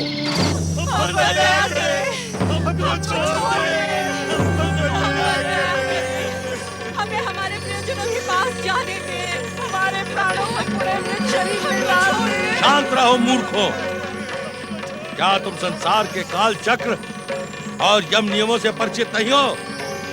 मूढ़ बुद्धि मृत आत्माओं, जब एक बार प्राण शरीर से निकल जाते हैं और प्राणी अपनी आयु पूरी कर लेता है, वो लौट कर कदापि नहीं जा सकता। आपकी दया से असंभव भी संभव हो सकता है। असंभव को संभव करे, हम पर दया करे। मूर्ख, क्या आज तक तुमने किसी मृत प्राणी को पुनः जीवित होते हुए देखा है? आपकी कृपा से हमें पुनर्जीवित देखकर ये संसार युगों युगों तक आपकी महत्ता का गुणगान करेगा। हम पर दया करें। प्राणी लोक में जन्म लेते ही मृत्यु की यात्रा आरंभ हो जाती है। प्राणी पल प्रति पल मृत्यु की ओर बढ़ता है। जिस दिन उसकी आयु पूर्ण हो जाती है, हमारे यमदूत उसके प्राणों को खींचकर यमलोक ले आते हैं। यदि जीवन यात्रा में उसने सत्कर्म किए हैं तो उसे नियंता की कृपा प्राप्त होगी और दुष्कर्मी को यमदूत आहत करेंगे। देव, हमने अनेकों सत्कर्म किए हैं। हमारे नगरवासी हमें सत्कर्मी ही कहकर पुकारा करते थे। तुम्हारे सत्कर्मों का निर्णय यमलोक का लेखा जोखा नियंत्रण करने वाले चित्रगुप्त जी करेंगे। चित्रगुप्त जी। आज्ञा महाराज। इन मृत आत्माओं के पूर्व जन्मों के कर्मों का लेखा देखकर बताएं। इन्हें दंड प्राप्त होगा अथवा पुरस्कार से सम्मानित होंगे। इनके पाप और पुण्यों का फल प्रदान करें। जो आज्ञा महाराज।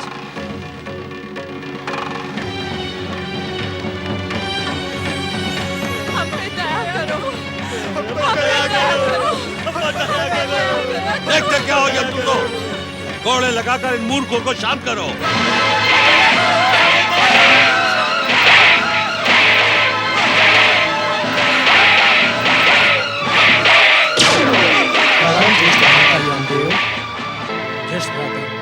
हम आपके अनुज अश्विनी कुमार हैं।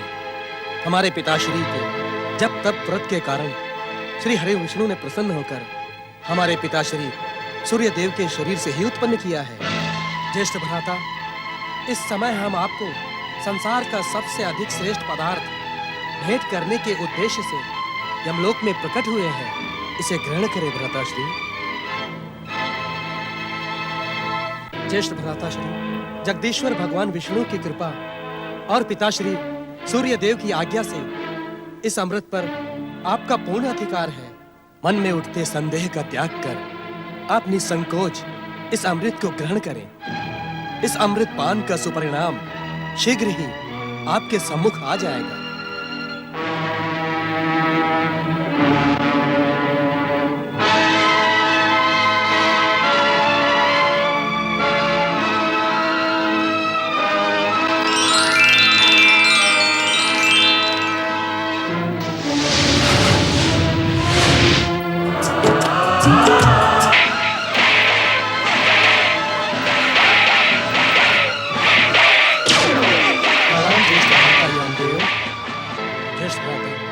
हम आपके अनुज अश्विनी कुमार हैं।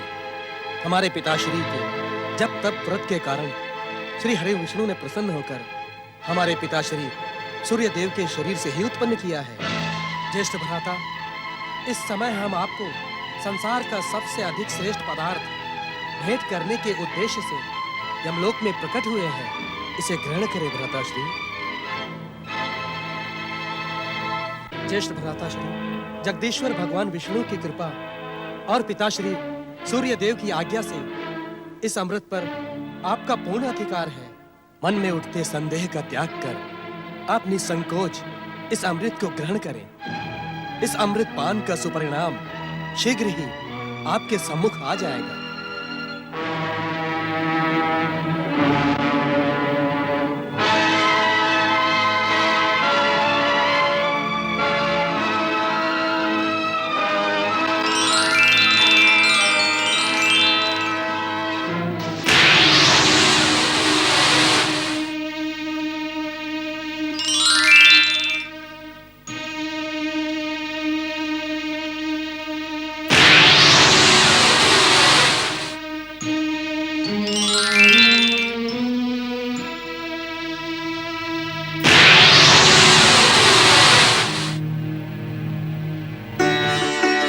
भैया नीचो, इस अमृत का पान करने से मेरे मन में दया और प्रेम की भावना जागृत हो रही है। ज्येष्ठ भ्राताश्री, इस अमृत की दिव्यता से ये मृत प्राणी भी पुनर्जीवित हो सकते हैं।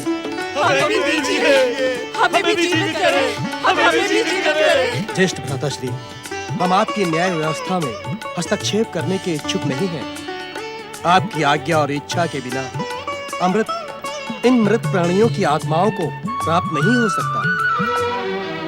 भैया यमराज, यदि आप आज्ञा दें तो हम आपसे एक निवेदन करने के इच्छुक हैं। अवश्य अवश्य अश्विनी कुमारों, कहो तुम क्या कहने के इच्छुक हो? ज्येष्ठ भ्राताश्री, आप प्राणी लोक के मोह से मोहित इन मृत प्राणियों की आत्माओं के साथ दया एवं सहानुभूति का व्यवहार करें। ज्येष्ठ भ्राताश्री, जिस सत्य का ज्ञान आप इन्हें कोड़ों की मार से भयभीत करके कराना चाहते हैं, वही प्रेम के मधुर शब्दों द्वारा भी कराया जा सकता है। क्रोध, प्रतिशोध और हिंसा की आयु तो क्षणिक होती है, किंतु प्रेम तो आदि और अनंत है। प्रेम के मधुर शब्दों से ये दया की पात्र मृत प्राणियों की आत्माएं अनिवार्य मृत्यु की भयानक पीड़ा से मुक्त हो सकेंगी। ज्येष्ठ भ्राता, आप इन्हें जन्म मृत्यु, आत्मा परमात्मा, पाप पुण्य के रहस्य और तत्वों का ज्ञान करा सकते हैं। भ्राताश्री, ये मृत प्राणियों की आत्माएं आपके दंड की नहीं, कृपा और दया की पात्र हैं।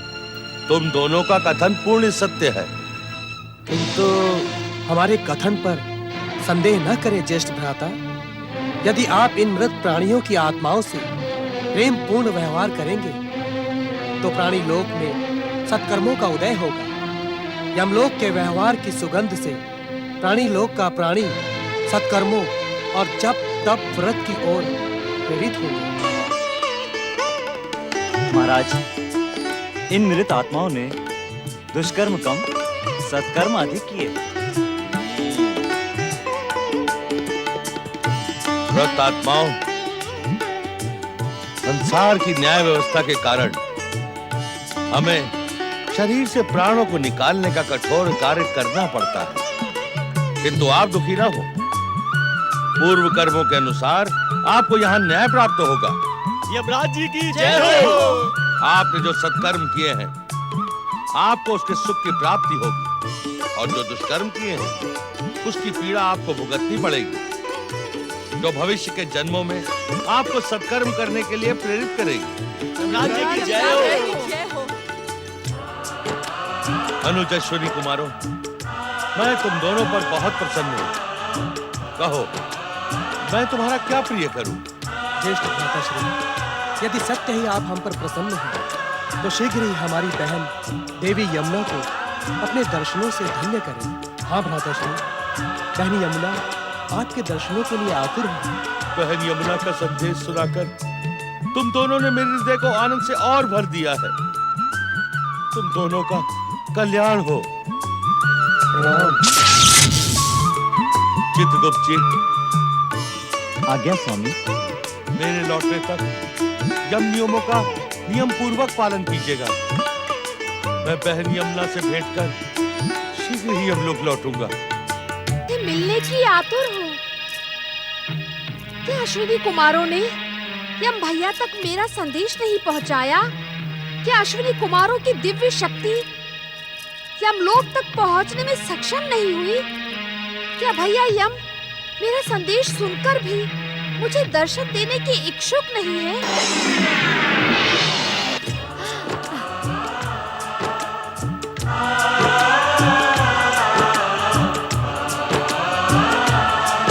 बहन यमुना, उद्विग्न ना हो। मुझे तुम्हारा संदेश मिल गया है।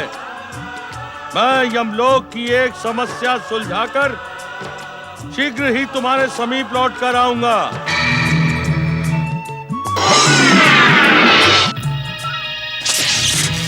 विचलित ना हो बहन यमुना, यम भैया शीघ्र ही आपके समीप आएंगे। परंतु वे आकर लौट क्यों गए? बहन यमुना, आपसे सत्य अज्ञात नहीं है कि प्राणियों के प्राण हरण करते करते यम भैया का स्वभाव बहुत क्रूर हो गया था। श्री हरि कृपा से प्राप्त दिव्य अमृत का पान करवाकर हमने उनके हृदय में दया और करुणा को जागृत कर दिया है। बहन, अब जब यमदूत किसी प्राणी के प्राण हरने जाते हैं तो यमलोक के स्वामी यमराज मधुर वचन सुनाकर यमदूतों को शांत रहने का परामर्श देते हैं। इसी कारण उन्हें एक क्षण का भी अवकाश नहीं मिल पाता, किंतु वे आपसे भेंट करने शीघ्र पधारेंगे। आप निश्चिंत रहें। प्रणाम।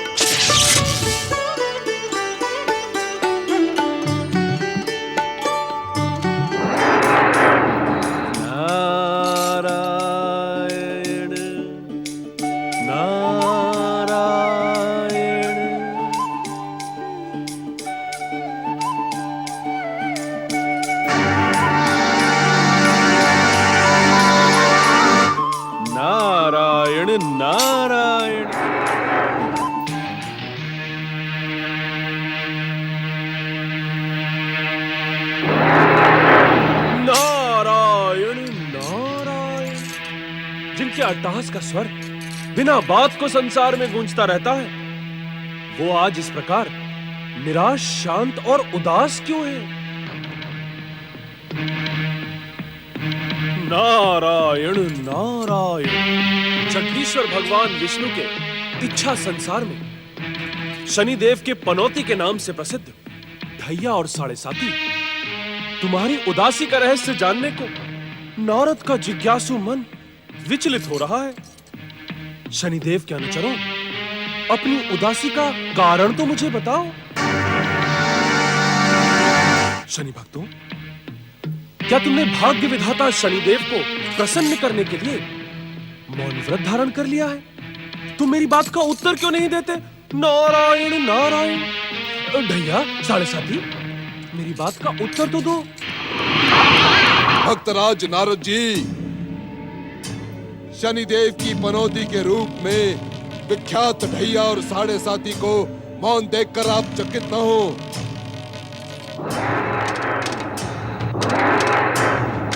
नारायण नारायण। हाँ नारद जी, अब इन दोनों की वाणी सदा सदा के लिए मौन हो गई है। अर्थात ये कि हमारी इच्छा मात्र से ढैया और साढ़े साथी एक शब्द भी बोल नहीं पाएंगे। भाग्यविधाता शनिदेव, आपने ऐसी अनिच्छापूर्ण इच्छा की ही क्यों? नारायण नारायण। आप तो इस सत्य से परिचित हैं नारद जी कि संसार में हम भाग्यविधाता शनिदेव प्राणियों के दंड का निर्धारण करते हैं।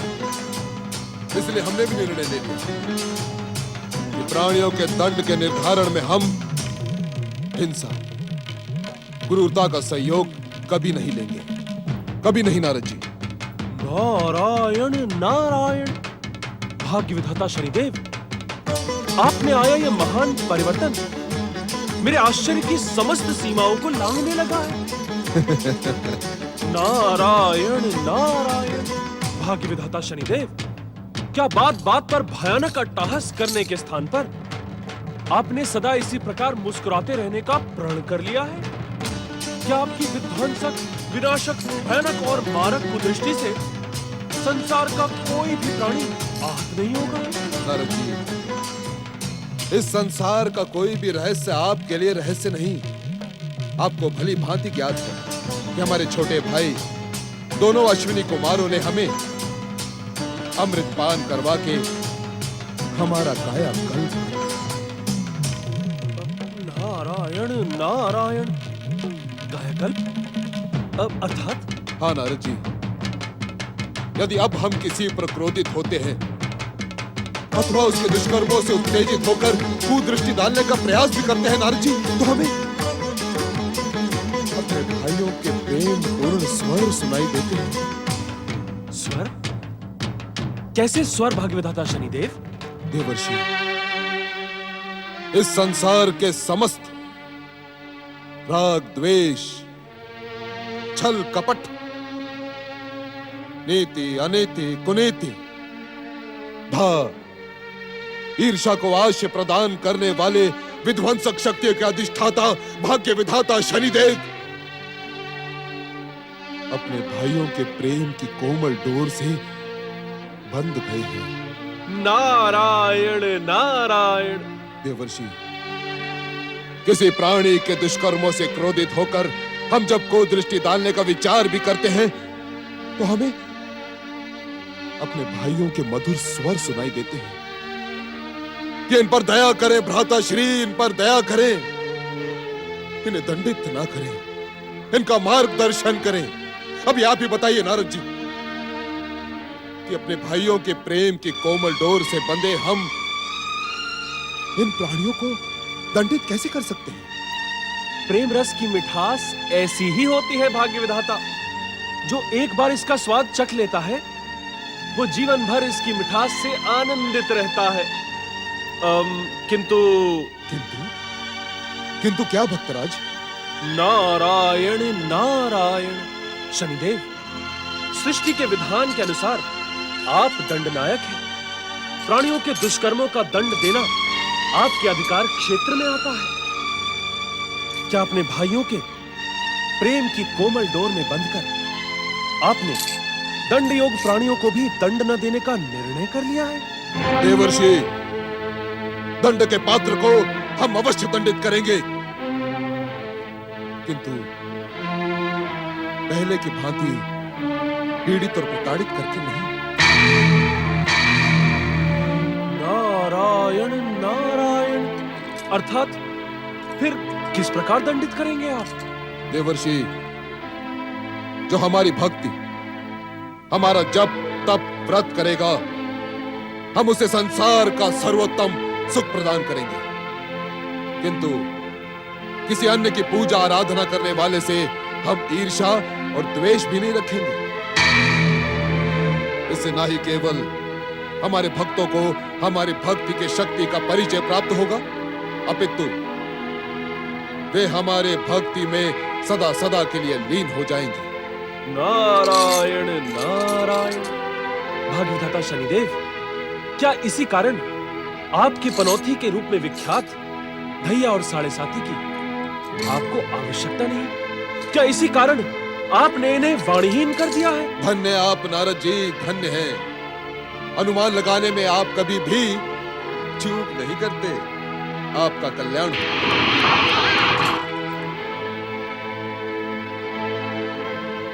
निराश न हो भैया और साढ़े साथी। सृष्टि चक्र में कभी भी एक सा समय नहीं रहता और समय चक्र के परिवर्तन के साथ आपको अपने स्वामी की कृपा अवश्य प्राप्त होगी। सुख के बाद दुख और दुख के बाद सुख आएगा ही। नारायण नारायण। यमदेव की प्रतीक्षा करना व्यर्थ है। उन्हें अपने कार्य से कभी अवकाश नहीं मिलेगा। ऐसा प्रतीत होता है कि भैया यमदेव की अब मुझसे मिलने की कोई इच्छा नहीं है। अपनी बहन के प्रति उनके प्रेम में दिखावा ही शेष है। अब मुझे अपनी जलधारा में विलीन हो जाना चाहिए।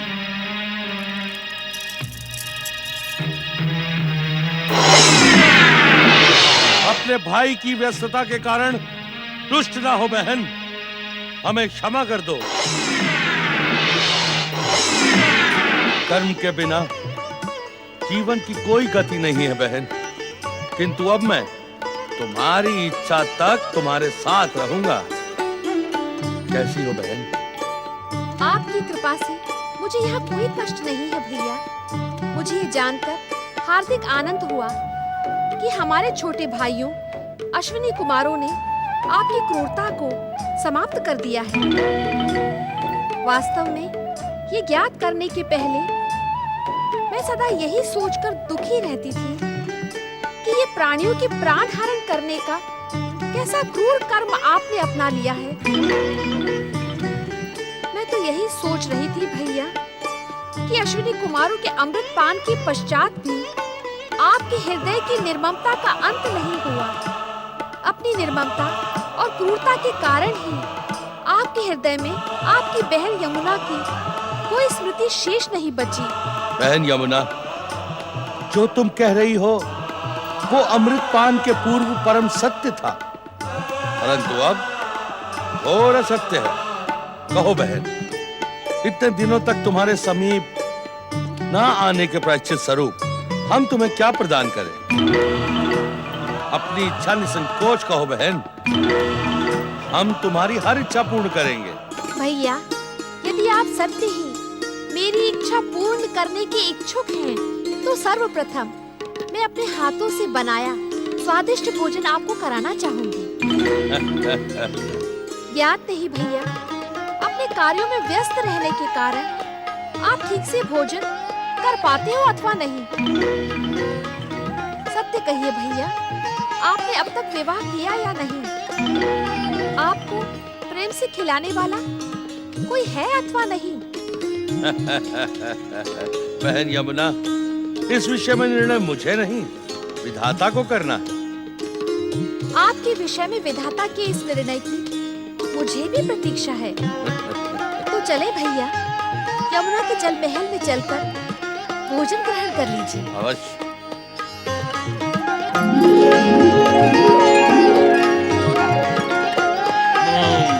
स्वादिष्ट, अति स्वादिष्ट भोजन।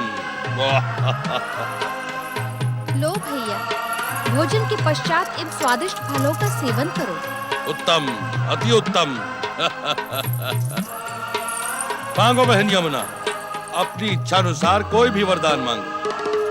आज तुमने स्नेह पूर्वक भोजन करवा के भाई और बहन के प्रेम का नया आदर्श स्थापित किया है। अपनी बात निसंकोच कहो, कहो बहन। यदि आप इस समय सत्य ही प्रसन्न हैं, तो मुझे ऐसा वरदान प्रदान करें कि संसार के समस्त भाई बहनों के मध्य सुख, समृद्धि और कल्याण का शुभारंभ हो। मैं कुछ समझा नहीं बहन यमुना, अपनी बात स्पष्ट कहो। भैया, आज कार्तिक शुक्ल की द्वितीय तिथि है।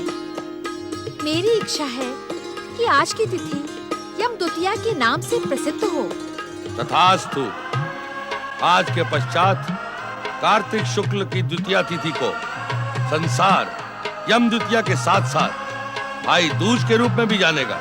भैया, ऐसी भी कृपा करें कि आज के दिन जो भाई अपनी बहन के घर भोजन करने आए, उसे उसके कष्टों से मुक्ति तथा सुख व समृद्धि प्राप्त हो। तथास्तु। बहन यमुना, जो भाई आज के दिन अपने बहन के घर में भोजन करने के पश्चात उसे वस्त्र तथा आभूषण उपहार स्वरूप देगा, उसे यमराज की प्रसन्नता के कारण स्वप्न में भी अकाल मृत्यु का भय नहीं होगा। किंतु भैया, यदि किसी भाई की छोटी बहन ना हो, तो वो क्या करेगा? वो आपकी कृपा और इस वरदान का लाभ कैसे प्राप्त करेगा? यदि छोटी बहन ना हो, तो वो बड़ी बहन के यहाँ जाए, और यदि बड़ी बहन भी ना हो, तो वो सौतेली बहन के घर जाए। और यदि किसी की सौतेली बहन भी ना हो, तो वो क्या करें? ऐसी स्थिति में पुरुष किसी भी स्त्री को मन, वचन और कर्म से अपनी बहन स्वीकार करे और यम द्वितीया के दिन उस मुंह बोली बहन के घर जाकर भोजन करके उसे उपहार दे। भैया, बहन यमुना, यदि आज के परम पावन दिन किसी पुरुष को अपनी बहन मिले ही ना, तो वो गाय अथवा नदी को अपनी बहन मानकर उसका दूध अथवा जल ग्रहण करे, उसे उपहार दे।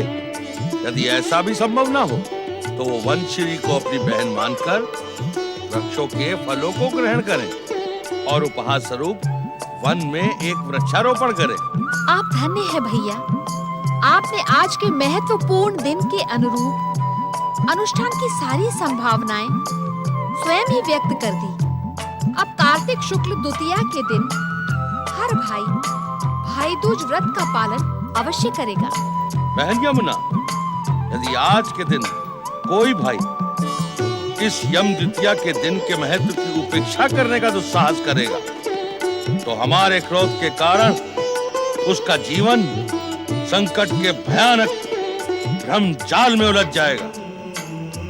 उस पर अकाल मृत्यु का भय सदा मंडराता रहेगा। आप धन्य है भैया, ये बंधन लगाकर आपने यम द्वितीया की व्रत और भाई दूज की सफलता निश्चित कर दी। आपकी की जय हो। बहन यमुना, निस्संदेह तुम्हारी चतुराई प्रशंसनीय है। मैं कुछ समझी नहीं भैया। मेरी व्यस्तता के कारण तुम्हें प्रतीक्षा न करनी पड़े, इस कारण तुमने अपनी स्नेह की डोर का बंधन मेरे ऊपर भी लगा दिया है। अब प्रत्येक वर्ष यम द्वितीया के दिन मुझे तुम्हारे हाथ का बना स्वादिष्ट भोजन खाने यहाँ आना ही पड़ेगा। भाई यमराज का बहन यमुना को वचन पिछले अनेक युगों से भाई बहन के पवित्र संबंधों को सुदृढ़ करने वाले भाई दूज पर्व के रूप में आज भी पूर्णतया हर्षोल्लास के साथ मनाया जाता है। उधर ब्रह्मलोक में ब्रह्मदेव का मन असुर जाति के भविष्य पर केंद्रित हो गया। मन और विचार के इसी संयोग से ब्रह्मदेव की जांघ से तालजंग नामक असुर ने जन्म लिया। तालजंग ने ब्रह्मदेव को चकित करते हुए कहा, परमपिता ब्रह्मा जी, अपने पुत्र तालजंग का प्रणाम स्वीकार करें। तालजंग, जंघा पर ताल देने के कारण तुम प्रकट हुए हो, इसलिए तुम्हारा नाम तालजंग उचित है। किंतु क्या पिताश्री? तुम अनायास ही प्रकट हुए हो, मैंने तुम्हें अपनी इच्छा से प्रकट नहीं किया है तालजंग। निसंदेह, किंतु अब तो मैं प्रकट हो ही गया। अब आप मुझे आज्ञा दें पिताश्री, मुझे क्या करना है? ऐसा प्रतीत होता है कि जगदीश्वर भगवान श्री हरि विष्णु किसी नई घटना का प्रारंभ करने वाले हैं तालजंग। नई घटना? मैं कुछ समझा नहीं पिताश्री। अपनी इच्छा मात्र से इस संसार को जन्म देने वाले जगदीश्वर भगवान श्री हरि विष्णु की इच्छा के बिना इस संसार में कुछ नहीं घटता है तालजंग। घटना ना घटना सब ठीक है पिताश्री, परंतु कृपया मुझे आप ये बताने का कष्ट करें कि मैं दानव हूँ, मानव हूँ या फिर देवता हूँ? क्या मुझे भी आपके मानस पुत्रों के समान स्थान मिलेगा? तालजंग, तुम्हारा जन्म मेरी इच्छा के कारण नहीं हुआ है, इसी कारण तुम न तो मानव हो न देवता, और न ही तुम्हारा स्थान मेरे मानस पुत्रों के समान है। तुम्हारा जन्म तब हुआ है जब मेरे मन में असुर जाति के विचार जन्म ले गए थे। मैं भी यही चाहता हूँ परमपिता कि आप मुझे असुर घोषित करें। असुरों और दानवों में जैसी मारक शक्ति होती है वैसे किसी अन्य जाति में नहीं, इसलिए मैं असुर बनना चाहता हूँ। सत्य को छुपाया नहीं जा सकता तालजंग। तुम असुर हो, इसमें कोई संदेह नहीं, परंतु तुम अपने कार्यों से अपना नाम मेरे मानस पुत्रों के समान आदरणीय बना सकते हो। और ना बनाओ तो तुम्हारी दुष्टता मेरी कीर्ति को नष्ट कर देगी। पुत्र के दुष्कर्मों का प्रभाव पिता की कीर्ति पर पड़ता है। यदि तुमने दुष्कर्म किए तो मैं तुम्हें पाताल लोक भेजकर अनंत निद्रा में लीन कर दूंगा तालजंग। नहीं नहीं परमपिता, आप मुझे पाताल लोक ना भेजें। मैं या तो ब्रह्मलोक में रहूंगा या फिर पृथ्वीलोक पर। मैं अपनी आसुरी शक्तियों से तीनों लोकों को चकित कर दूंगा। तीनों लोकों को चकित करने के लिए किसी पर अत्याचार न करना तालजंग। यदि तुम पृथ्वी पर जाना चाहते हो तो अवश्य जाओ, पर ऐसा कुछ न करना जिससे मुझे कष्ट हो और मैं तुम्हें तुम्हारी इच्छा के विरुद्ध पाताल लोक। मैं आपका आज्ञाकारी पुत्र हूँ परमपिता। मुझे आसुरी शक्तियों के साथ ही आपकी सात्विक शक्तियां भी प्राप्त हुई हैं। त्रिदेव मेरे पूजनीय हैं, त्रिदेवियां मेरे लिए आदरणीय हैं। आप निश्चिंत रहें, मैं वही करूंगा जिसकी आप आज्ञा देंगे। तो सुनो तालजंग, तुम पृथ्वी लोक जाकर मेरे वन क्षेत्र में अपना जप तप प्रारंभ करो। जप तप और व्रत? हाँ तालजंग, जप तप द्वारा तुम अपने आसुरी स्वभाव पर अंकुश लगा सकते हो। परंतु मैं कब तक जप तप व्रत में लीन रहूं परमपिता? जब तक हम स्वयं प्रकट होकर तुम्हें वरदान न दें। हमसे जन्म लेने के कारण तुम अपूर्व शक्ति के स्वामी हो। जब तप करते समय युगों तक तुम्हें भूख प्यास नहीं सताएगी तालजंग। परंतु मैं जब तप कैसे करूं, कहां करूं? तुम निरंतर मेरे नाम का जाप करना, इसमें तुम्हें अपार शांति मिलेगी। जब तुम्हारा जप तप संपूर्ण होगा तब मैं स्वयं प्रकट होकर तुम्हें तुम्हारा इच्छित वरदान प्रदान करूंगा। वो तो आप अभी भी कर सकते हैं पिताश्री। मैं आपका आज्ञाकारी पुत्र हूँ। क्या आप अपने पुत्र की इच्छा पूर्ण नहीं करेंगे? प्रश्न इच्छा का नहीं है तालजय, प्रश्न कर्तव्य का है। यदि जब तप द्वारा तुम हमें प्रसन्न करके वरदान प्राप्त करोगे तो उस वरदान पर तुम्हारा अधिकार होगा तालजय। और जिस पर मेरा अधिकार होगा उसका मैं अपनी इच्छा अनुसार उपभोग भी कर पाऊंगा। जो आज्ञा पिताश्री। ओम ब्रह्मणे नमः।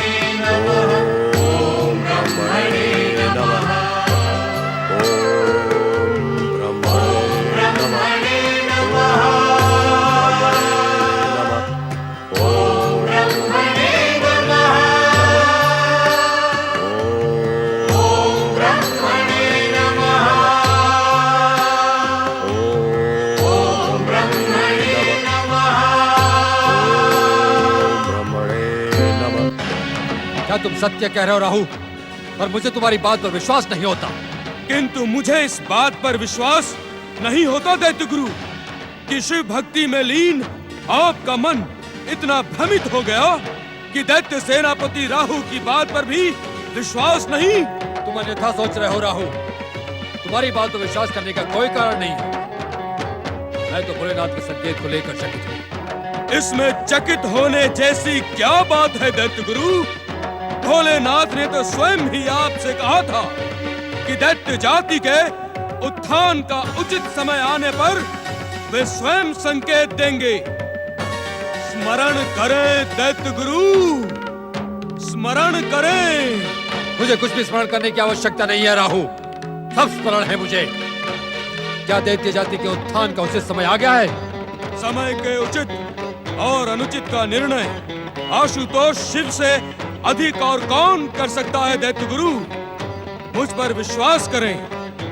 मेरु वन में ब्रह्मदेव की तपस्या करता वो असुर निश्चित ही असुरों के आराध्य भगवान शिव का संकेत है दैत्य गुरु। दैत्य गुरु, भगवान शिव की कृपा से प्राप्त ये अवसर सोच विचार में ही न गंवा दें। मुझे पूरा विश्वास है कि मेरु वन में तपस्या करता ये असुर दैत्य जाति का तारक सिद्ध होगा। राहु में निर्णय नहीं कर पा रहा। किस उचित अवसर का लाभ दैत्य जाति कैसे उठाए? आप अपने मन की दुविधा का त्याग करें दैत्य गुरु। मेरु वन क्षेत्र में तपस्या करते उस असुर को अपनी शक्तियों से संपन्न करें, जिससे पाताल में पड़ी अचेत दैत्य जाति का उत्थान हो। राहु, क्या इस कार्य में विध्वंसक शक्तियों की अधिष्ठाता भाग्य विधाता शनिदेव का सहयोग नहीं लेना चाहिए?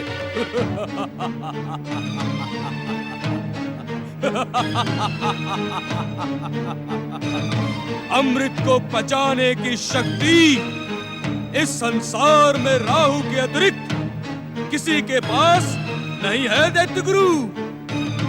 राहु के भीतर धधकते प्रतिशोध के विष ने समुद्र मंथन के समय निकले अमृतपान को भी निष्क्रिय कर दिया था।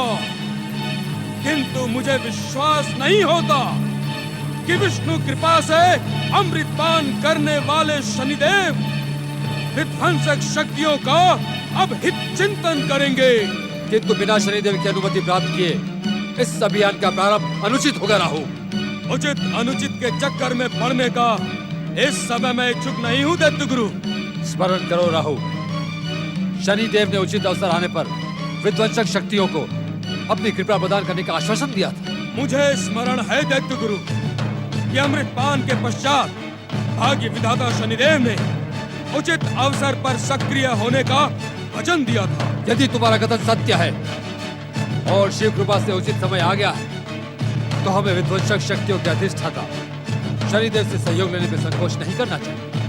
आपका परामर्श मानकर हम शनिदेव से बात कर लेते हैं, किंतु जहां तक संकोच का प्रश्न है तो छलिया विष्णु के संसार में सर्वनाश करने से संकोच नहीं करना चाहिए।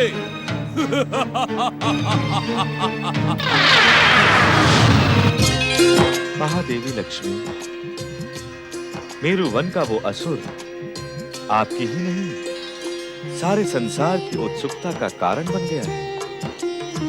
राहु जैसी स्वार्थी शक्तियां उससे अपने स्वार्थ का हित चिंतन साधने की रणनीति बनाने लगी है। स्वामी, ब्रह्मा जी की जांग से उत्पन्न ताल जंग का भविष्य क्या होगा? क्या राहु जैसी स्वार्थी शक्तियां उससे अपना हित साधने में सफल होंगी? ओम लक्ष्मी नारायणाभ्याम नमो नमः। देवर्षि नारद, आप जो प्रश्न लेकर बैकुंठ में उपस्थित हुए हैं, वो प्रश्न तो आपकी माता लक्ष्मी ने हमसे पहले ही पूछ लिया है। हाँ नारद, वे असुर ब्रह्मा जी द्वारा अपनी जांग पर ताल देने से उत्पन्न ताल जंग है, किंतु वे ब्रह्म आराधना से क्या प्राप्त करेगा, उसका उत्तर तो बैकुंठ पति ही देंगे। नारद, ताल जंग की उत्पत्ति और ब्रह्मा आराधना से देवराज इंद्र का सिंहासन डोलने लगा है, किंतु क्या प्रभु? किंतु देवराज का संदेह अनुचित है। ताल जंग जैसे अनायास उत्पन्न हुआ है, वैसे ही अनायास समाप्त हो जाएगा, परंतु समाप्त होने से पूर्व वो अपने पीछे महान आसुरी परंपरा को छोड़कर जाएगा। अर्थात ताल जंग का भविष्य शीघ्र ही हम सबके सम्मुख आ जाएगा। इस कारण धैर्यपूर्वक प्रतीक्षा करें।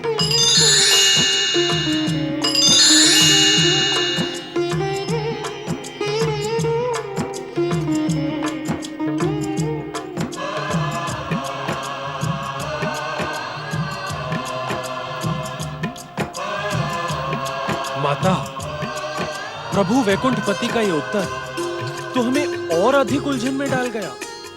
देवर्षि, स्वामी का हर उत्तर उनकी लीला के समान रहस्यमय होता है। इस कारण प्रतीक्षा के अतिरिक्त अन्य कोई उपाय नहीं। नारायण नारायण, प्रतीक्षा करना तो नारद का स्वभाव ही नहीं है माता, किंतु जैसी प्रभु की इच्छा।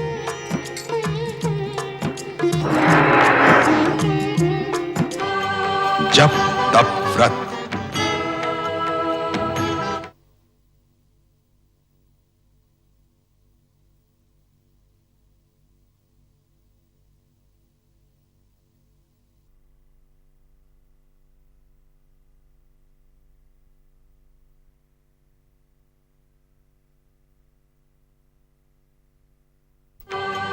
जप तप व्रत।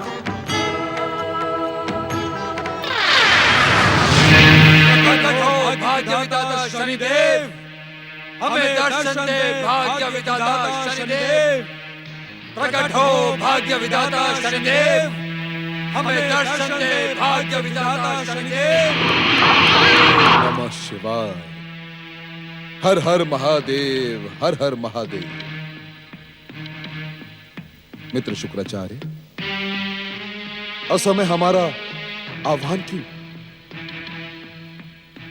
मित्र शनिदेव, हमारा आह्वान असमय नहीं है। दैत्यों के आराध्य भगवान शिव की कृपा से वो समय आ गया है जब दैत्यों और असुरों की शक्तियों का उत्थान हो। अर्थात क्या सतयुग का भक्तिमय युग समाप्त हो गया? भाग्य विधाता शनिदेव, दैत्यों के आराध्य भगवान शिव की कृपा युग और काल की सीमा से परे है। अपने भक्तों पर कृपा करने के लिए महादेव ने मेरु वन क्षेत्र में एक असुर को प्रकट कर दिया है। शनिदेव, दैत्य सेनापति से मेरुवंश क्षेत्र में ब्रह्मदेव की आराधना में लीन उस असुर के विषय में सुनकर मेरा देवद्वेष जागृत हो गया है। परंतु आपकी इच्छा के बिना विध्वंसक शक्तियां सक्रिय नहीं हो सकती।